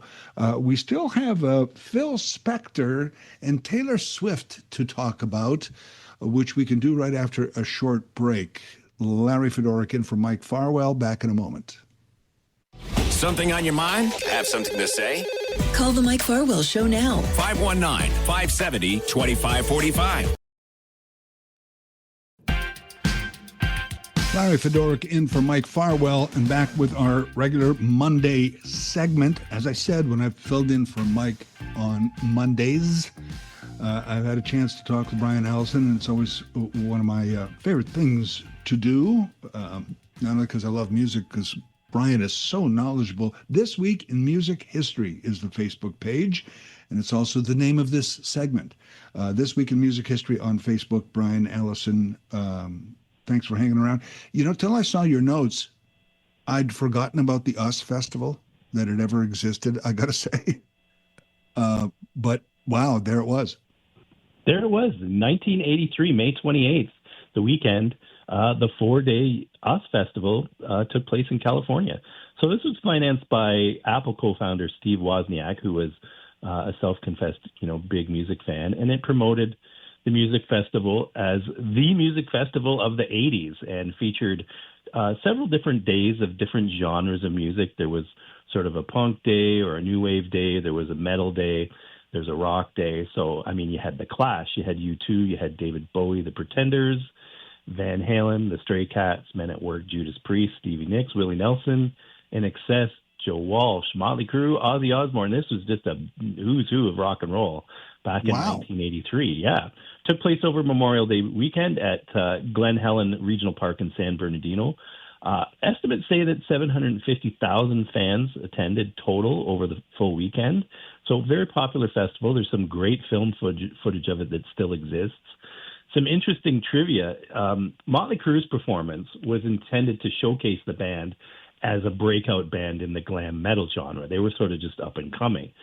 But after a day of partying at the festival, Motley Crue's performance was so bad that fans and promoters wondered what all the hype was all about. And rumor has it, and well, it's not rumor because Tommy has confirmed this in his book, he tearfully begged, in fact, engineers to destroy any footage of the band's performance because he felt they did so badly. And when you look at the video footage of it, they did sound terrible. Motley Crue was just coming up at that point, and watching the footage now, you think, wow, were they, just partying too much during the day, or were they just not ready to play that big of a festival? Because they did not sound good at all. But nevertheless, the footage remains. It's there, and the band has sort of spent, years afterwards saying, yeah, it wasn't a great performance for us. But a huge festival nonetheless. Wow. But how rock and roll? That is so... I don't know, something about that story I love, despite it all. It's very Motley Crue, right? Because you got this band who is just, they were just this decadent, crazy bunch of guys who just partied to the extreme. And here they are, with the chance to perform to hundreds of thousands of fans, convince them that they're legit. And, they're so out of it from partying all day that they play terribly. And everybody walks away going, wow, these guys kind of suck, really. But I think they turned it around in the years to come, and they were able to shed that whole event from their psyches. That's true. Wow, the US Festival. Thanks for that memory. And we're looking at also Phil Spector this week. What about that? Well, 2009, Phil Spector was jailed and convicted for murdering actress Lana Turner. 19-year sentence. So. Phil Spector was famed for his wall of sound recording techniques, and he'd been found guilty of shooting Lana Clarkson in his California home.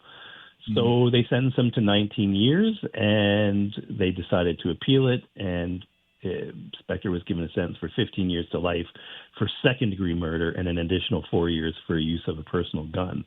So that was kind of the end of the road for Phil Spector. He would die in prison on January 16th, 2021, and that was it. Now, this, according to legend, this was not Phil Spector's first incident of gunplay. In fact, he was renowned for this. When the story has it, and Joey Ramone loved to tell this story. He was brought in to produce the Ramones in their End of the Century album in 1980.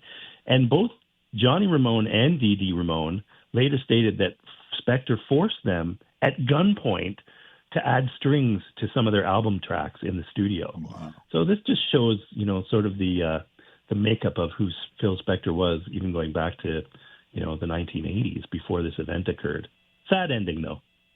It is, but from fame to infamy. We've only got actually less than a minute. Taylor Swift. Do we have time to work in our Taylor Swift anniversary? I can do it super story? fast. The anniversary was in 2025. Taylor bought back the rights to her first 6 albums after a years-long battle with her former manager, Scooter Braun, who had bought her record company and then bought the master tapes for her first 6 albums. So she wanted them back. Now, her solution to this was, you know what, I'm just going to go in and record the albums all over again, put them out as with the same title with Taylor's version underneath the title, and hopefully fans will buy those versions instead of the old versions owned by Scooter Braun. And it worked. Fans went out and bought these records in record numbers. In fact, 1989, the album sold 1.6 million in its first week. That's more than that it had sold when it was first released in 2014. So very smart business play by Taylor Swift, and good on her for getting her rights to her own music back.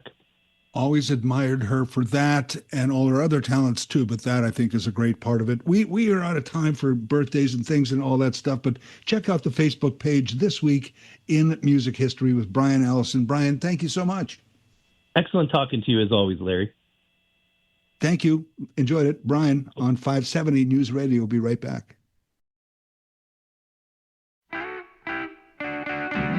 For Mike Farwell, because we all know where Mike Farwell is in Kelowna. It's game day, Memorial Cup game day, once again here on 570 News Radio.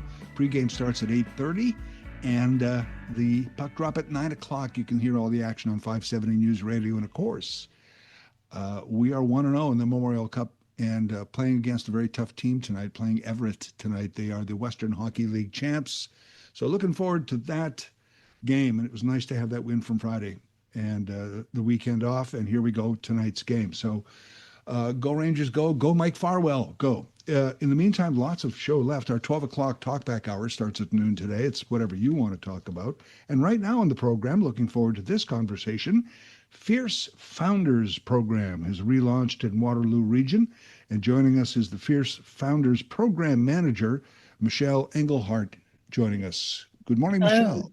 Thank you for having me. Thanks for coming on. Explain this. This is a relaunch. So there was a Fierce Founders, there wasn't, now there is again. Yes. So I've been at Communitech for 9 years now, running the Fierce Founders program. So it's been around for quite a long time now, over 10 years. So we just relaunched a new version of the Fierce Founders Intensive Track, which focused on helping founders bridge the gap between that early traction to hitting 1 million in annual reoccurring revenue. And we do this through mentorship, group sessions. They get access to 30 to 50K matching funds as well. So we're looking, go ahead. Well, I was just going to say, if you're a founder of an enterprise, sometimes it can be or feel kind of lonely, like who's out there? I need to know more. I need some assistance. That's kind of what this does, right? Exactly. Yes. So we have a whole roster of mentors that can help the founders across various avenues, like sales, for instance. So we've supported them through refining their pricing, their sales processes, hiring, which is a whole thing in itself, is finding the right people for your team and hiring them. And then as well as like building out marketing plans, fundraising. We help them with leadership development as well. So we have 6 modules that we put founders through that are focused specifically on their leadership. And so it helps them develop as a leader. So we don't just focus on the company, but the leader as well.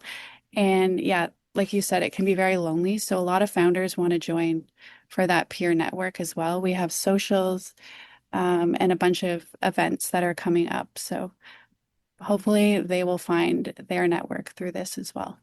Now, Fierce Founders, this relaunch, is it specifically for women and non-binary founders, or is that just a focus, or is it solely this time around? That's correct. So Fierce Founders is for women and non-binary founders. And this program, Communitech does focus on the Waterloo region, but for this particular program and the funding we receive, we can have tech companies across southwestern Ontario, as long as they have at least one women or non-binary founder on the team. So the way you're talking here, founders on a team, and you're talking about revenue earlier, these are what, in my opinion, would be small business, yes, but bigger companies already, companies kind of on their way? Yes, that's exactly it. So we're looking for founders who already have a product in market and that early revenue. And then medtech is a little bit different because it takes a long time to get to market.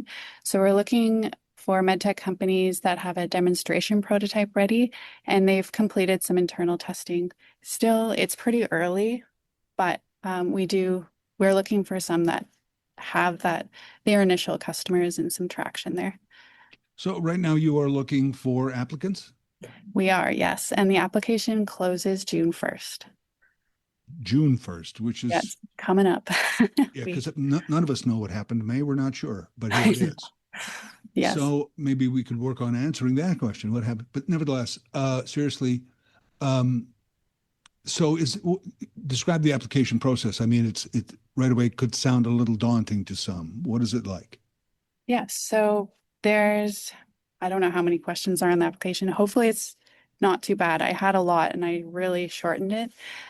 So it's filling out that application. It's pretty basic. So answering about, what your company does and what you offer, who your customers are, your revenue, and where you're at, basically.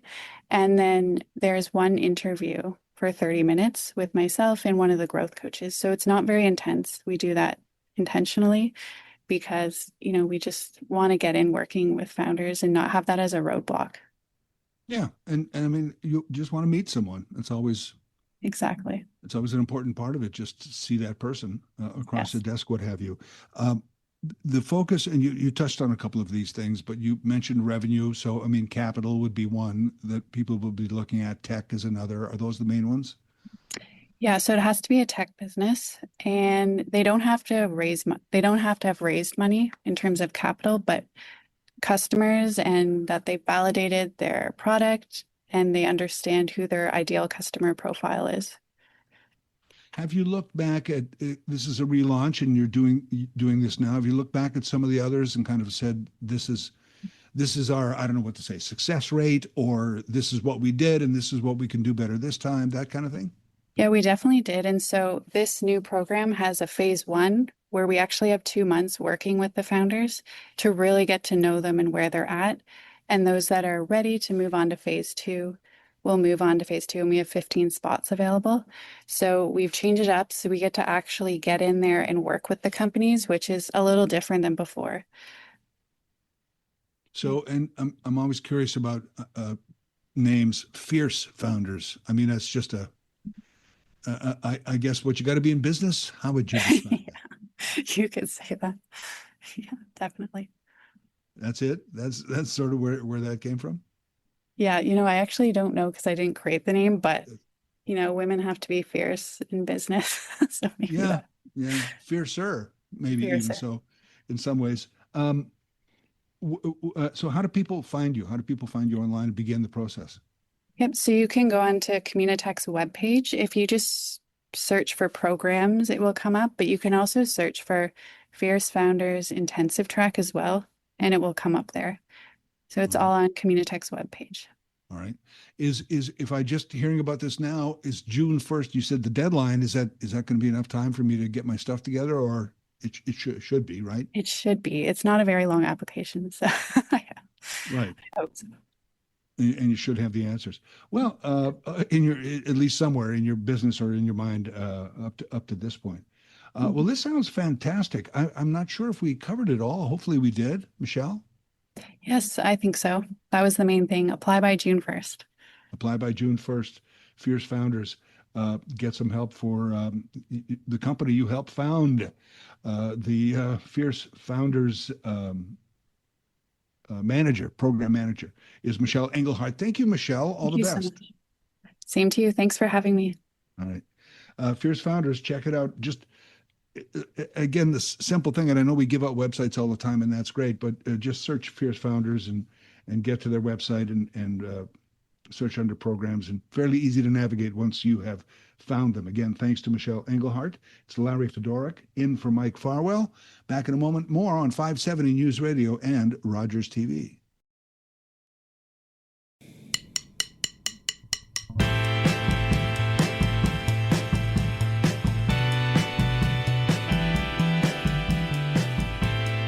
Larry Fedoruk in for Mike Farwell. Happy Monday. Just joining the program. We had some tech issues off the top, but here we are. Hopefully, and again, I know nobody cares about that but me, but it will take me days to get over that because I'm one of those people where when stuff doesn't go right, I mean, I function, but I can't handle it. I don't know. And that's a recent development in my character, as in last 5 or 10 years of it's just it's frustrating and maddening. And I feel, you hit on for the TV and it doesn't work. Could be the company, could be the batteries in my remote, could be any number of 10 things, but I'm just stunned suddenly that why isn't this working when it used to? And I throw my hands up and I'm frustrated and I'm losing my mind. It's not a good quality. It's not a good quality. I get it, right? And eventually I get to the problem solving and I get to the actual, how do we do this? How do we make whatever isn't right again? But oh my goodness, I'm gonna be kicking myself in the head over that one. If ever I do find out what didn't go right this morning at 9:00, but we're here, and thank goodness we've had some tremendous topics and tremendous guests today. Again, I always run out of time with Brian Allison and This Week in Music History, because I'm a big music buff. And, Brian sends ahead some notes because he's the great researcher. This Week in Music History is his Facebook page. And anytime I'm talking to Brian and he goes, it's an anniversary of this, that, and the other, and it always spurs a story in my head.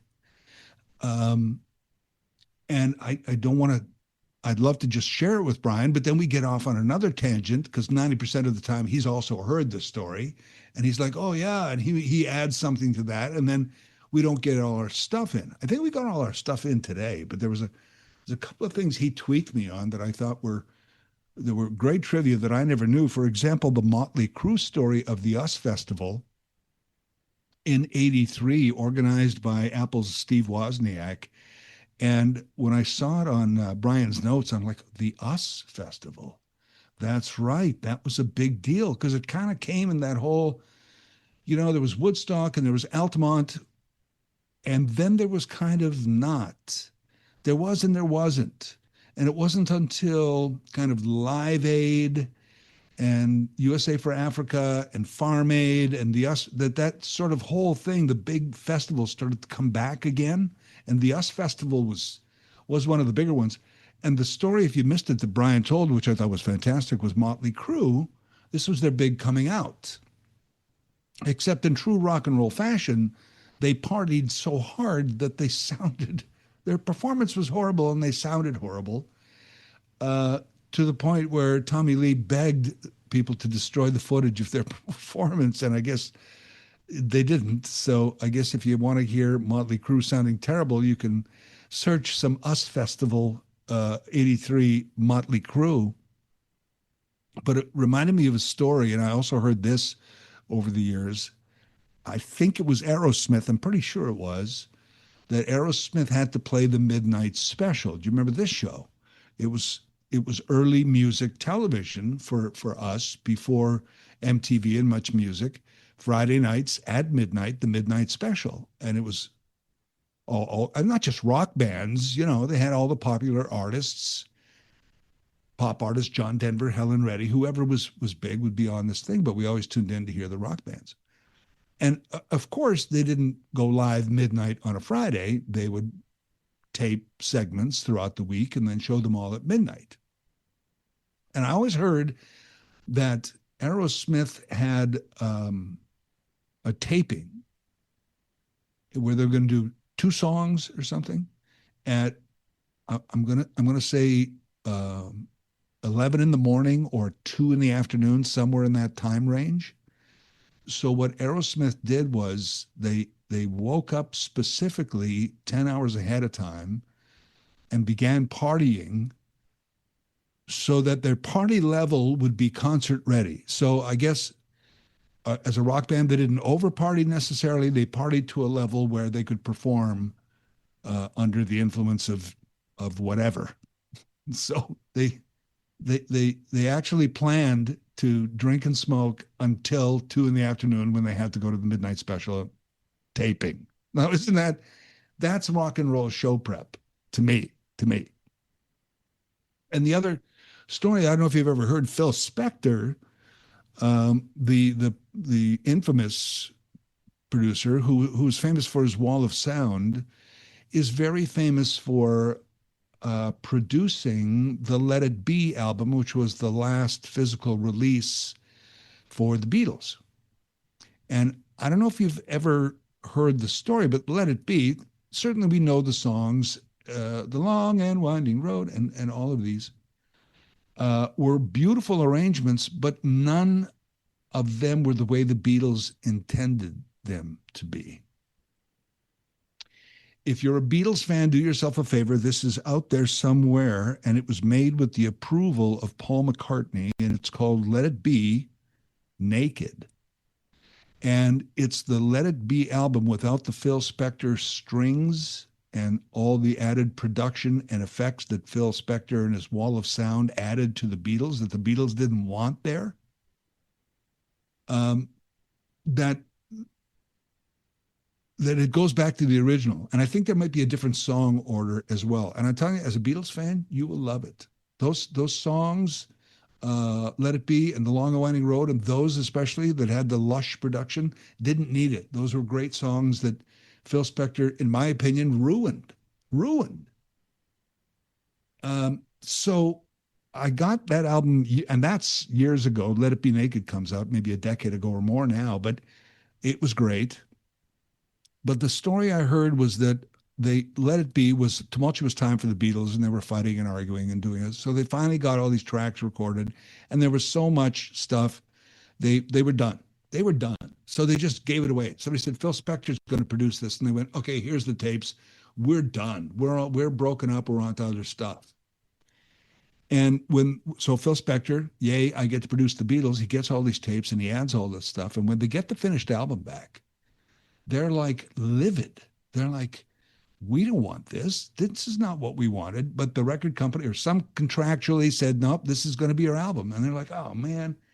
And so George Martin, who felt he was the real producer behind Let It Be, asked for a credit on the album. And the album was going to be released as Let It Be, produced by George Martin, overproduced by Phil Spector. And I love that story. And I wish that, of course, they wouldn't allow that. They said, no, we're not going to say that. So it just came out as produced by Phil Spector. But ever since I heard that story from George Martin himself, not personally, but in a video, I said that is exactly the description and what's going to live for me for Phil Spector forever. Overproduced. Phil Spector, for whatever he did in his life that was good, he overproduced the Beatles. And then, of course, he shot and killed people, which is, really the legacy. And, I did a podcast recently about Michael Jackson and this new Michael movie and how they softened the ending and it just kind of ends on an up note and it really doesn't address any of the other issues surrounding Michael. Point of that story is stories like that about artists, the really negative ones, don't necessarily cancel their accomplishments for me, but they completely diminish the legacy and the accomplishments, frankly. It's diminished in my mind because of you shot and killed someone or you were a pedophile, Doesn't mean that if Billie Jean comes on the sound system at the pharmacy, I don't walk out of the store in a huff. I'll never shop here again. I might even enjoy it and appreciate it for what it was, but the artist is diminished. Phil Spector is completely diminished in my mind for his manslaughter or second-degree murder or whatever they officially called it at the end. I think it was second-degree murder. Whereas, people want you to cancel it. People want cancel culture has to be this mass hysteria, and I don't believe it should be. I believe it should be an individual choice, but of course, today everybody wants you to think like they do. It's got to be, and if you don't think like me, well, then you're canceled. Well, I don't know. Individual for that kind of stuff, individual, not mass hysteria. Anyway, got off. And see what I mean? Brian and I could do an hour. This Week in Music History returns next Monday at 11 o'clock with your host, Mike Farwell. Larry Fedoruk in for Mike Farwell. And we are looking at the 12 o'clock talkback hour coming up next. We open up the phone lines. We do this every day. And we open up the phone lines. Want to hear from you on whatever you'd like to talk about, whether it's, even if it's just a Go Rangers Go.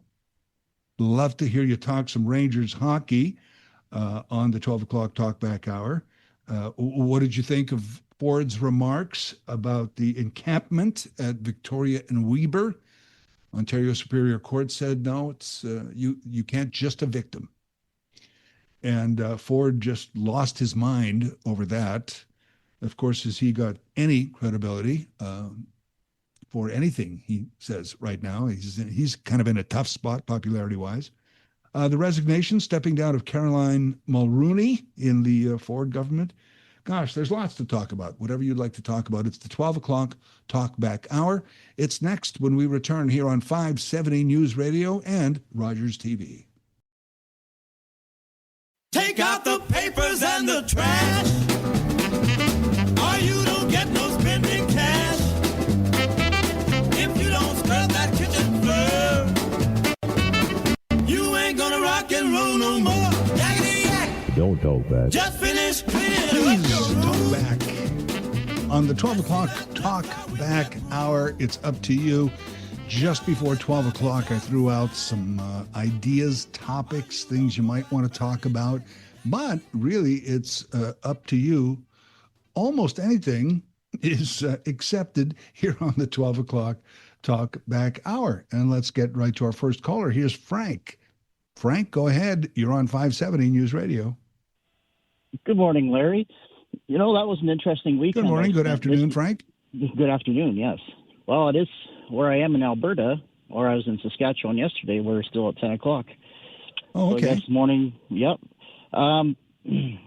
Listen, I got a chance to listen to the I Was 8 podcast that you did. I already got into the third season. What an excellent piece of, first of all, to get to know you better, but just to get to know somebody's childhood and upbringing that was maybe similar to mine in a lot of ways, and in other ways kind of different. The message, I think it was later on in season 2 of that, was, we can't think of 50 things that are interesting and short story worthy in our childhood. Then maybe we just need to explore a little bit harder. And then it got me thinking about the message again you reiterated today about the keeping our connection. These things are so important for our mental health and so on. Already, like you got the Belmont Village Festival coming up, places to mingle like that. I attended an excellent concert, at the Morrison Legion with Something's Always Flying, BNK and the Remedy, Fire in the Valley. That trio of bands, and their summer's all booked up. So that's the least I can do to help, promote our local arts and culture like that. It's the mental health aspect of it ties in, because I spent 35 years, Larry, in a mental permafrost. And then fast forward it to today, I have now hope for the future. And that's, and I'm just one person in a great big sea. And you realize I've got stories I can tell too, because I did a trail walk. We called them trail walks of wellness in the Huron Woods, part of Kitchener. So anyways, I did this trail walk, and it's just beautiful. The way the storyboards are beautifully laid out. The plight of the Blandings turtle and then the trumpeter swan. I spent 35 years being that turtle, but the connection and being connected to the local community in events helps me to become more of the trumpeter swan. And it's about time that I stood up and for mental health issues, for addiction issues, and so on and so forth. I had a rough, traumatic childhood, but the thing is, it's rising above all of that, not just surviving, but thriving. And thank you, Larry, for this beautiful podcast. I Was 8. I'm driving along in Mozart, Saskatchewan, and there's your piano episode. It's like, and I posted some of this on Facebook now, because you reacted to it. And so many questions, but Frank, let me ask you: Are you the Frank then that's been posting the videos on Facebook of the drive, listening to the podcast? My name's Frank Moulton Jr. Yes, that's me. All right. So this is just wanted to make sure, because it would be a terrible or a weird coincidence if you were not. But the videos, Frank, and it's, if people explain, it's you in a car, so you can hear the audio pretty good of you playing the podcast, which I appreciate and thank you. But then just watching the drive through the prairies, which was the first 16, 18 years of my life. Wow, I enjoyed the drive. Thank you for sharing that. Yes, I do some of that. It's like ride-along videos, I call them. And I post other stuff on my page, too, inspirational people that have helped me. I've had to do life changes in several areas, like my diet, my health, the chiropractor, acupuncturist I see. I'll give a shout-out to Dr. Katie Pepper, excuse me. She's, and it's people like that I've had connections to the community. I just didn't realize how deep that they were, right? Right. And I've got a summer full of events planned, and obviously now into the early autumn or September, I can plan the Belmont Village as well. We also got the Cherry Street neighborhood. There's a festival there. I think that's around Canada Day. I want to go to that one as well. All of these things that have just escaped me as time passes by, and it was no wonder like I was suffering in my mental health, right? And those take on bad consequences. When you suffer in mental health, you suffer in so many other ways, and then it makes it 6 times harder to get out of the funk. But anyways, driving along the prairies in my transport truck, I do that about 65 to 70 hours a week. But Waterloo Region is my home. I'm originally a Bruce County boy. Bruce County is not too far unlike Waukau, Saskatchewan, where you grew up. I was in a small village of about 1,000 people, and Owen Sound was my big city where we'd go into shopping. And it's like, you know what? I've going back into that, and I was going to write a book, more of a memoir style to start. And now you've spurred my imagination even more to maybe put some more of those ideas into the book that I'm writing. So now I can just sit back and thank you for the encouragement. All right. Well, thanks for posting. Thanks for the great call, Frank. First of all, and thanks for posting those videos. There, I really appreciate it. Thank you, man. Great to talk to you again. Thank you. I hope so. Thank you, Frank. So, Frank was where do I start here? Really quickly, Facebook. If you're on Facebook, I haven't added a friend for I don't know how long because I'm nervous about being hacked, I guess. Isn't that terrible? But often the friend requests, they don't come as fast and furious as they used to when I was, say, on the radio every day. But sometimes I'll see a friend request and there's no picture there and there's no mutual friends. And I'm like, somebody didn't even bother to put a picture of them, some image. So decline. Then there'll be Chantel Lovelace, and she's 20 and she's in a bikini. And I'm like, yeah, I don't think she wants me as a friend. Decline. So I saw Frank's name there and a lot of mutual friends and picture. And I was like, I think I'm gonna accept this. And I accept a few here and there.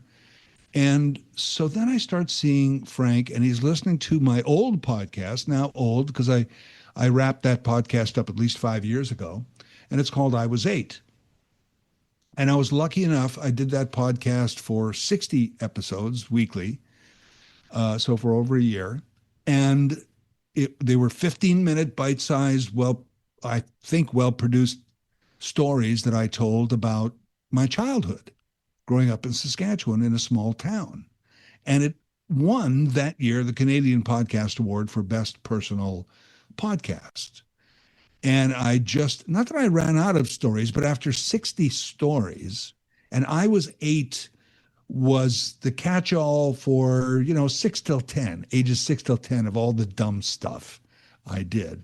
And a lot of people used to say, your podcast is called When I Was 8. And no, it's called I Was 8, because that was the excuse whenever I would tell a story about something dumb that I did as a kid or something dumb that happened, people will go, well, that's a dumb move. And I go, yeah, man, but what do you expect? I was 8. And the I was 8 is like an excuse for not being very mature, but just being able to laugh at it. And maybe my stories weren't traumatic as say Frank, the way he was picturing his or telling his side of the childhood story, but mine, some of them were traumatic to me, and in fact were, maybe not pleasant. And I had a great childhood. Don't get me wrong. This is not a woe was me podcast at all, or a woe was me conversation. This was just, and it really happened when my mom, who's now been gone for 3 years, she was 94 when she passed. But back then, she decided to, as a homegrown, born and raised forever in Saskatchewan, decided to come out to Ontario for a while and try that. And so the stories, we'd start tell stories, because I got a chance to talk to Mom now every day, not just long distance, just, visit with Mom. And a lot of the stories started to happen. So when I wanted to do a podcast, I was like, I wonder how many of these stories I actually have. Because I told them in the family for years, and I fancy myself a storyteller and a writer. I can tell these, I think, so that they would have a broader appeal outside of my family. And I started making notes, and gosh, I had 20, and then I had 30, and then I had 50. And finally at 60, I went, I think that's it. I don't think I was an idiot more than 60 times in my childhood over 3 or 4 years, which is not a bad average, So I haven't thought of the podcast for a while, because I said I do a different kind of podcast now. But when Frank popped up, and it's videos, and he's driving, in one case, through Manitoba, and I'm looking at Manitoba and the landscape, and just the like all the old jokes about the prairies. You can watch your dog run away for 3 days. All those old jokes are true about the prairies, and most parts of the prairies. And I've come over these 45 years to love Ontario and love the landscape and the geography of it. But, you can take the kid out of Saskatchewan, but you can't, that old saying. So watching Frank's videos of him just driving around, and in the background, my podcast is playing, and a podcast that I haven't thought of for many years, because I don't do it anymore. It's still out there, but I don't really think of it because I'm not trying to write new ones. Was just, I don't know, man. Frank, I'm trying to tell you in my usual verbose and long-winded way that it really touched me. And he's since posted a couple others. And I didn't realize he was in an 18-wheeler. I thought he was just driving, but me just driving along, sitting in the passenger seat with Frank, listening to old stories. Because it's almost like it's not me telling the story anymore. I've worked on it so long ago and so hard that it's almost once removed now. Like I'm not listening to me, I'm listening to a story by another guy, And it was Frank. It was great, man. I can't tell you. It just made my I think the first one I saw was Friday or Saturday, and it made my weekend, Frank. I spent a lot of time, watched them a couple of times, took the drive with you a couple of times. And the podcasts are about 15 minutes long, so it's about 15 minutes of driving. And the prairies and just passing these freight trains that are 4 miles long and, just all that stuff, man. That was so cool. And thank you for letting me go off on that tangent. Oh, my goodness. Didn't expect to go there today, but thank you, Frank, and all the best for you. And if it encourages somebody to tell their stories, if, the way Frank said, I'm just one person in a big sea of people, we all are, really. That's all we all are. So, and we all, as I said earlier, we all have that ability to make somebody else's day a better day or a good day, a bad day, by the way we act. It doesn't necessarily have to be our goal. I'm going to go out today and make somebody feel better. You don't have to do that all the time. It's just, I'm going to be the kind of person that says hello or smiles at somebody or holds a door or does something that maybe just is going to be, give up a seat on a bus. Somebody's going to go, wow, that's nice. Thank you. Whatever. I'm a big believer in that stuff lately, and not in some Pollyanna, let's all sunshine and happiness and snowflakes. But it's just, we got to do that more because the world's crazy. And because we're all face down in a screen so much of the time that you just got to stop and look around and say hi to somebody. And it was kind of on that theme that we were talking earlier. Anyway, it's the 12 o'clock talkback hour, which means I need to hear from you on whatever you'd like to talk about. Any news, any topic of the day, or anything that's not in the news, maybe that's of a concern to you that you would like to air or get people talking about. It's up to you. 519-570-2545, 1-800-570-5715, or star 570. These are the numbers to 570 News Radio and the 12 o'clock talkback hour. Back with more in a moment. I'm Larry Fedoruk in for Mike Farwell. The numbers that should be programmed into your phone already are 519-570-2545, 1-800-570-5715 is toll free, or star 570 on your cell phone. Here is Preston Phil. Phil, go ahead. You're on the 12 o'clock talkback hour. Good afternoon, Larry. It's Preston Paul. Did I say Phil? You did. I did, and it's okay. The kind of day I'm having, and I apologize, Paul. That's okay. I can be Phil today. All right, thank you. Looking forward to tonight's game, Friday night's game against the hometown Kelowna. That was a great game to see, so we got to tighten it up a little bit, a little less penalties, and we should do all right tonight. And if anybody wakes up in the morning and says that they're going to go out and be nice to somebody, then they're not on the right track. That should be just embedded in your brain and in your life. That's true. Good point. I meant kind of making that extra effort some days. But yeah, you're right. You're right. Yeah. You're absolutely right. Yeah, and it's amazing how many times over the years where I'll open the door or wait for somebody to come by and they don't even say a word. Or if I see somebody walking down the street, I pass them, I'll say hi, and they don't even say nothing, right? It's amazing how our society has changed in so many ways.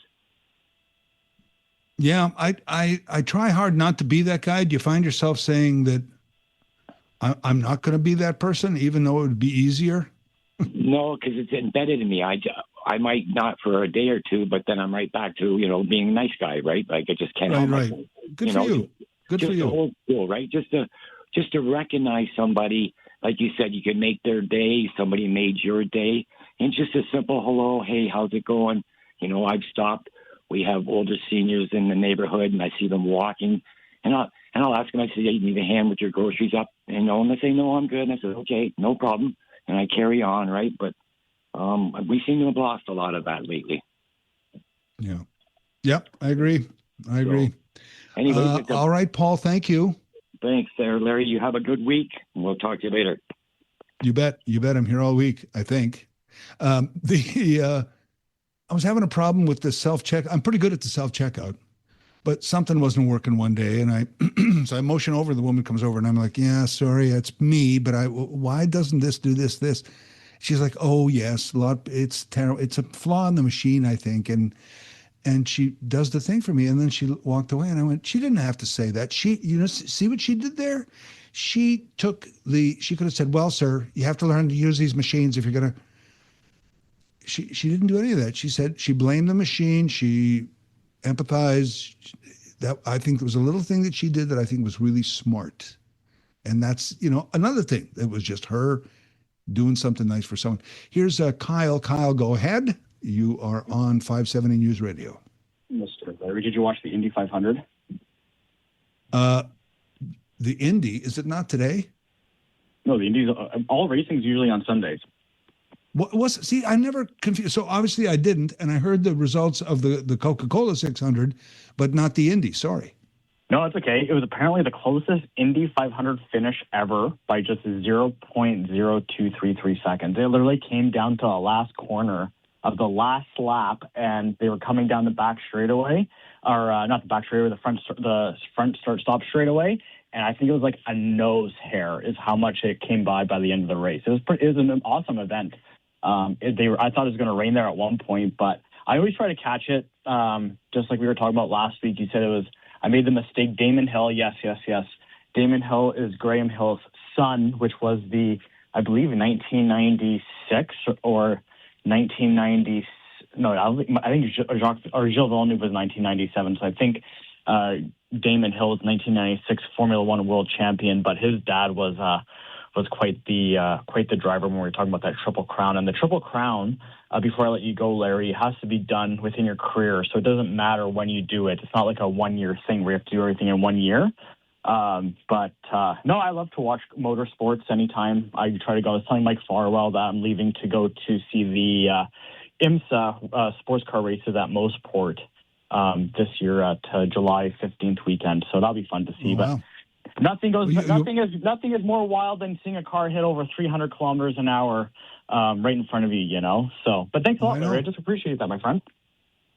You too, Kyle. Thank you. You'll probably see my brother there. I mean, he gets me out once in a while, but my brother's the guy that goes, yeah, what Kyle meant was he's the guy. He meant Graham Hill. So that's the exchange we had about that. 12 o'clock Talkback Hour continues in a moment on 570 News Radio. Here's special guest host, Larry Fedoruk.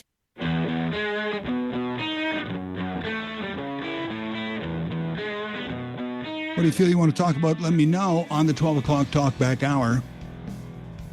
Caroline Mulrooney resigning, apparently officially later today, but effective June 5th, right at the break, I guess. And I think she is still minister in charge of Francophone affairs. I know she's member of the head of the Treasury Board and whatever, has been in a few portfolios. And I wasn't sure about this. So when I looked it up, it said, yeah, Treasury Board and Minister of Francophone Affairs. So that would be a person you'd put in charge of Francophone Affairs, I guess, well, I mean, the original family was from Quebec, so perhaps that's who you want in Ontario Francophone Affairs, or perhaps that's about as much as Doug Ford cares about Francophone Affairs. I don't know. But she will be none of those things, and she will not be an MPP. She's stepping down. I thought one of the interesting remarks, and hey, it's her life, it's their life, but one of the things was the passing of her father a couple of years ago, and the other was she's become an empty nester. So there you have even the kids of the guy we know, Brian.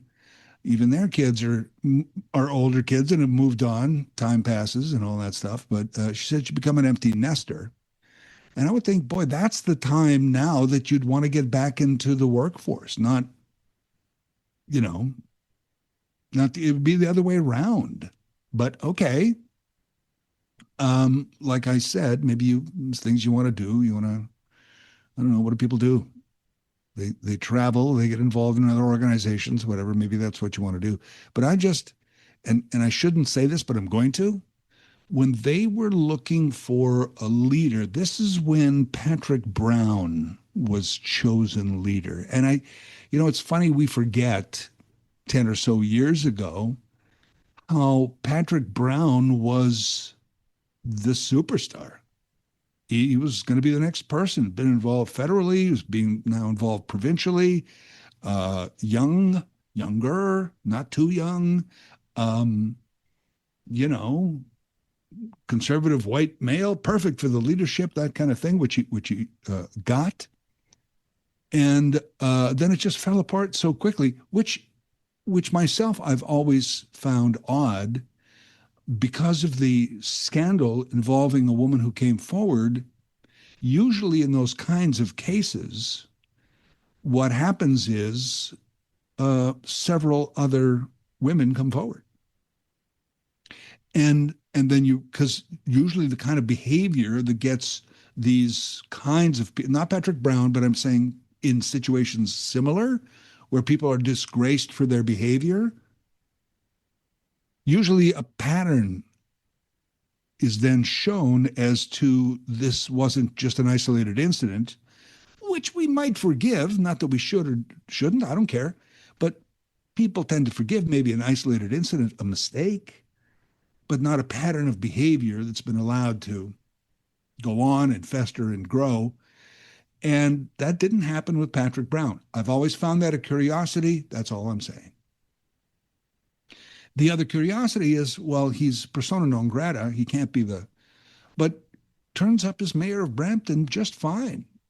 Elected with no problem and reelected, and is a fine spokesperson for that fine city of Brampton. You see him all the time. Here's, Brampton Mayor Patrick Brown. What do you think? So I would love to know what happened there. So during the campaign before Patrick Brown got elected, I was doing a daily radio talk show. And we were trying to get, I think we did, all the candidates running for leadership on our show. Sort of, okay, come on, tell your story, give us your platform, give us your ideas. And maybe politically, I don't lean in that direction, but I'm also very open in that situation. And you got to remember at the time too, there was a huge, I'm going to be nice and say backlash. It was worse than that against the provincial Liberals, which when people ask me, and I know you didn't, I was never a Dalton McGuinty fan, but I was a Kathleen Wynne fan. And I think Kathleen Wynne doesn't get her proper due. I think she had to fix a lot of the stuff that happened during the McGuinty era, the Dalton McGuinty era. So, but whether it was Dalton or Kathleen Wynne or a combination of the two, it didn't matter who was running for the Conservatives. They were going to win a majority government. I think you could run my neighbor's dog and a tractor, and they both win against a Liberal candidate. That's how bad it was. If we forget, that's what it was like. Rightly or wrongly, that's what it was. Am I right? So all the candidates come on over the course of a week or so. Here and there, I got a candidate on. And, they're interesting. Some of them really know the political speak. Some of them pretty knowledgeable on a bunch of stuff. And then we hit Caroline Mulroney, who was running. And I don't think she ran very long. I think she pulled out fairly early in the race because on name and reputation alone, you'd think she'd be the shoo-in against Patrick Brown. The higher profile, the higher conservative profile, the name recognition, a female, or maybe after Kathleen Wynne, they wanted a straight white male. I don't know. They, the electorate, they, the Conservatives, I don't know. But she seemed like, man, that's an interesting candidate until I talked to her. And I'll never forget it. My producer, the technical producer, who wasn't much of a political person, we hung up that interview and we just stared at each other through the glass. I'll never forget it. And went, what was that? What was that? And I've never been able to warm to her since.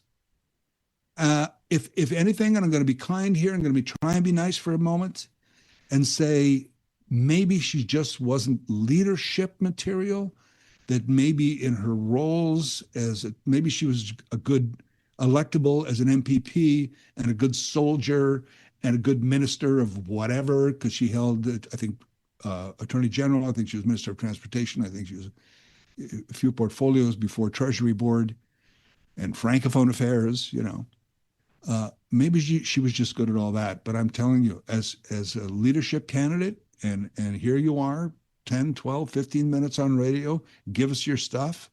It was just a nightmare. It was just a nightmare. Couldn't get the support. But has still had a good provincial career. And hey, if she did wonderful things, I don't know what they are because I haven't heard. But if she did wonderful things, then I applaud that, and happy retirement or new phase of your career or whatever it is. But good luck. And that will mean, I guess, not that the Doug Ford majority is in any threat whatsoever, but it'll be an interesting by-election, don't you think? Because all the things many of us have said for almost 10 years about Doug Ford, more and more people are saying it. There is now, I was going to say a movement, but there's actually now several movements to go, enough is enough, right? Whether it was the freedom of information thing, whether it was the Toronto Island Airport, whether it was the private jet, whatever it was, go back to now the spa is coming back, and the Ontario Science Centre, and the Greenbelt, and the right? That's coming. It's more public now. I'm not saying there's a groundswell or a grassroots movement or a whole thing now, but there's the beginning of one. And again, he's locked in. So not so much him, but if there's going to be a by-election, hard to tell. It just could be I don't know. Is it North York Simcoe or whatever it's called? Caroline Mulrooney's riding. I don't know anything about it. I don't know. I should have looked it up, but I don't know. Maybe it's a conservative stronghold. You could run a tractor in there and the tractor would win. So I have no idea. But she is, in fact, stepping down. I wonder if that's...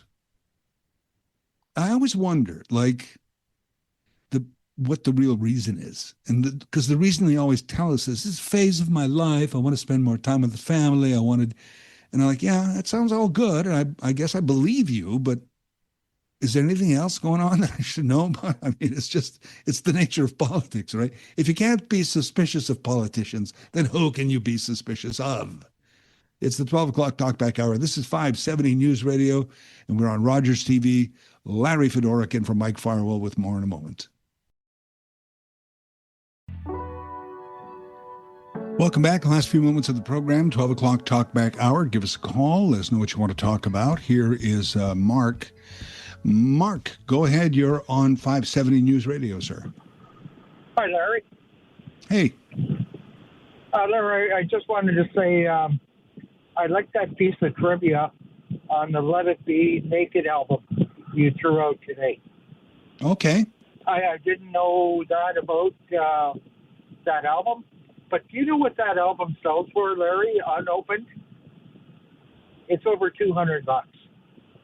Now, which? Let It Be? Let It Be Naked. Really? And is that just like a regular compact disc or something, or is it some special issue? The actual album. Oh, wow, man. You look it up, Larry. I'm not kidding you. Okay, because I bought mine when I still had an active CD player, and I bought it in the store for $16.95 or whatever, So I'm surprised to hear that, but okay, that's too bad. I actually have it, Larry, unopened, and I also have it on CD. And yeah, it's a great listen, man. All right. Okay, Larry. Thanks for the call, Mark. Here's George from Cambridge. George, go ahead, sir. Yes, good afternoon, Larry. I want to Hey, thank George. you, Larry, so much for your fair assessment. I know you're not a conservative yourself, but you explained it so well with the whole assessment of the Conservative Party, with Brown, and of course, Mulrooney girl and everything, and how the whole party has been over the last few years now with Doug Ford, possible some kinks in his armor going forward. Like you said, there's no groundswell, but I see the beginning too, Larry, about how this could lead to a 2029, for instance, loss for Doug Ford. By that time, he'll be in 11 years. People might be at that time, time to move on type feeling with the Conservatives. So I want to thank you for presenting this so well. I know you're not conservative, but you were very fair in your assessment. Well, thank you for that, George. I appreciate that comment a lot, sir. I really do. Okay, thank you. Have a great day. You as well. You as well. Again, I'm not trying to say that the huge anti-Doug Ford movement is now finally rolling, and I will say I'm not a fan. I'm not a Doug Ford fan. Never was. Always found it odd how the anointed Patrick Brown was the and I'm just using euphemisms here. He was the fair-haired boy. He was the chosen one. He was, and as I said during my piece on that, was at that point in the history of Ontario government, anybody could have rolled over the Liberals. There was just such a disdain for the Liberals by that point. And there's that other factor. You're around for a while. You're around for a couple of terms. There really is a mood for a change in almost any election, I mean, the federal Liberals, they had to make a pretty big change to hang around a little longer. I think it was a big change to go to Mark Carney. But anyway, back to Ontario. It was always how suddenly something bad happened to Patrick Brown. And who was there to save the day was Doug Ford. Kind of unlikely. I mean, a Toronto councillor who was kind of in the shadow of his controversial brother, who was never, who ran for mayor after the sad end for Rob, and didn't make it. Suddenly was the literal fair-haired boy of the Conservative Party. Man, I would love to know. I would love to know what happened.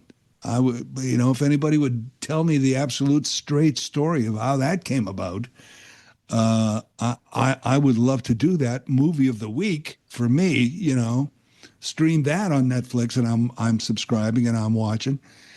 So I don't know that we'll know. I know Doug Ford won't tell us the story, the real story. But there he was suddenly, and here he is. So again, not saying that, told you so, or that the movement is there. I'm just noticing more of it. Like, I'm sure the dyed in blue conservatives will still be conservatives. They don't care what a snowflake like me has to say. It doesn't matter. So I don't know whether it's somehow it's not so much that it wasn't there or it's there more now, is that people are motivated to share it. Maybe that's what's happening. And I will admit to it, I do curate my social media. And people always say, it's so much garbage on there. Oh, I hate it. It's nothing but crap and this and that. I want to say that's partly your fault. You have to, social media, it's their whole thing is you're the product and the customer at the same time. Okay. So you have to understand that. And you have to understand that if you go on social media and and you scroll through a bunch of stuff and you hate it and you don't do anything about it, then what's going to happen? You're just going to get more of it. There's no dislike button. There's no thumbs down button. But there is up on the right in Facebook, for example, a lot of these, there's those 3 dots. If you click on those 3 dots, they will give you options, and you can unfriend, close, snooze somebody, do this. Hit like on more things that you like instead of just going, oh, I like that. That's cool. And scrolling on, click like. What does it take? It's a click. Gee. And it helps out. Believe me, as somebody who posts on social media all the time, I appreciate the clicks. I appreciate the likes. It's what I'm doing. It's what I'm doing it for. So if once you do that, you'll be surprised how your social media changes. My point is, I curate mine. I make an effort of that. So it's not like I'm seeing a lot of opposing views to how I think, because that's not what I go to social media for. If I want opposing news and if I want the other side of the story, I watch traditional news and I search particular stories for the other side of the story, what's really happening here. That's what I do. But for social media, I'm not there to get ticked off. I'm not there to get angry and get frustrated, even though sometimes you do anyway. I'm there to be social. You wouldn't go to a party at your enemy's house. You go somewhere to be with others. You go with people you know and like and friends and things and whatever. Other new people you can. So go to social with that in mind. I think it will help you. Also, the other point of this being that I'm just seeing more of the backlash toward Doug right now. Like enough is enough. But we're kind of stuck. And as I said, that majority that he has right now is pretty solid. If we have a Caroline Mulroney resignation and a by-election in that riding, and it somehow happens to turn, I don't think it will, but if it somehow happens to turn, then it's not a big deal for Doug. He'll just grab a buck and buy a beer and move on in his life. I'm sure he will. Anyway, despite the technical glitches at the beginning, which now I have to go fix, or at least attempt to, thank you for being part of the Mike Farwell show today. Larry Fedoruk filling in. I guess I'll be back this week if they let me after that technical nightmare at the beginning. And then Mike Farwell tonight. Go Rangers, go! Come on, it's game day, Memorial Cup game day. Mike Farwell tonight at 8:30 with Josh Piercy. Puck drop at 9 o'clock. Go Rangers, go! We will talk soon.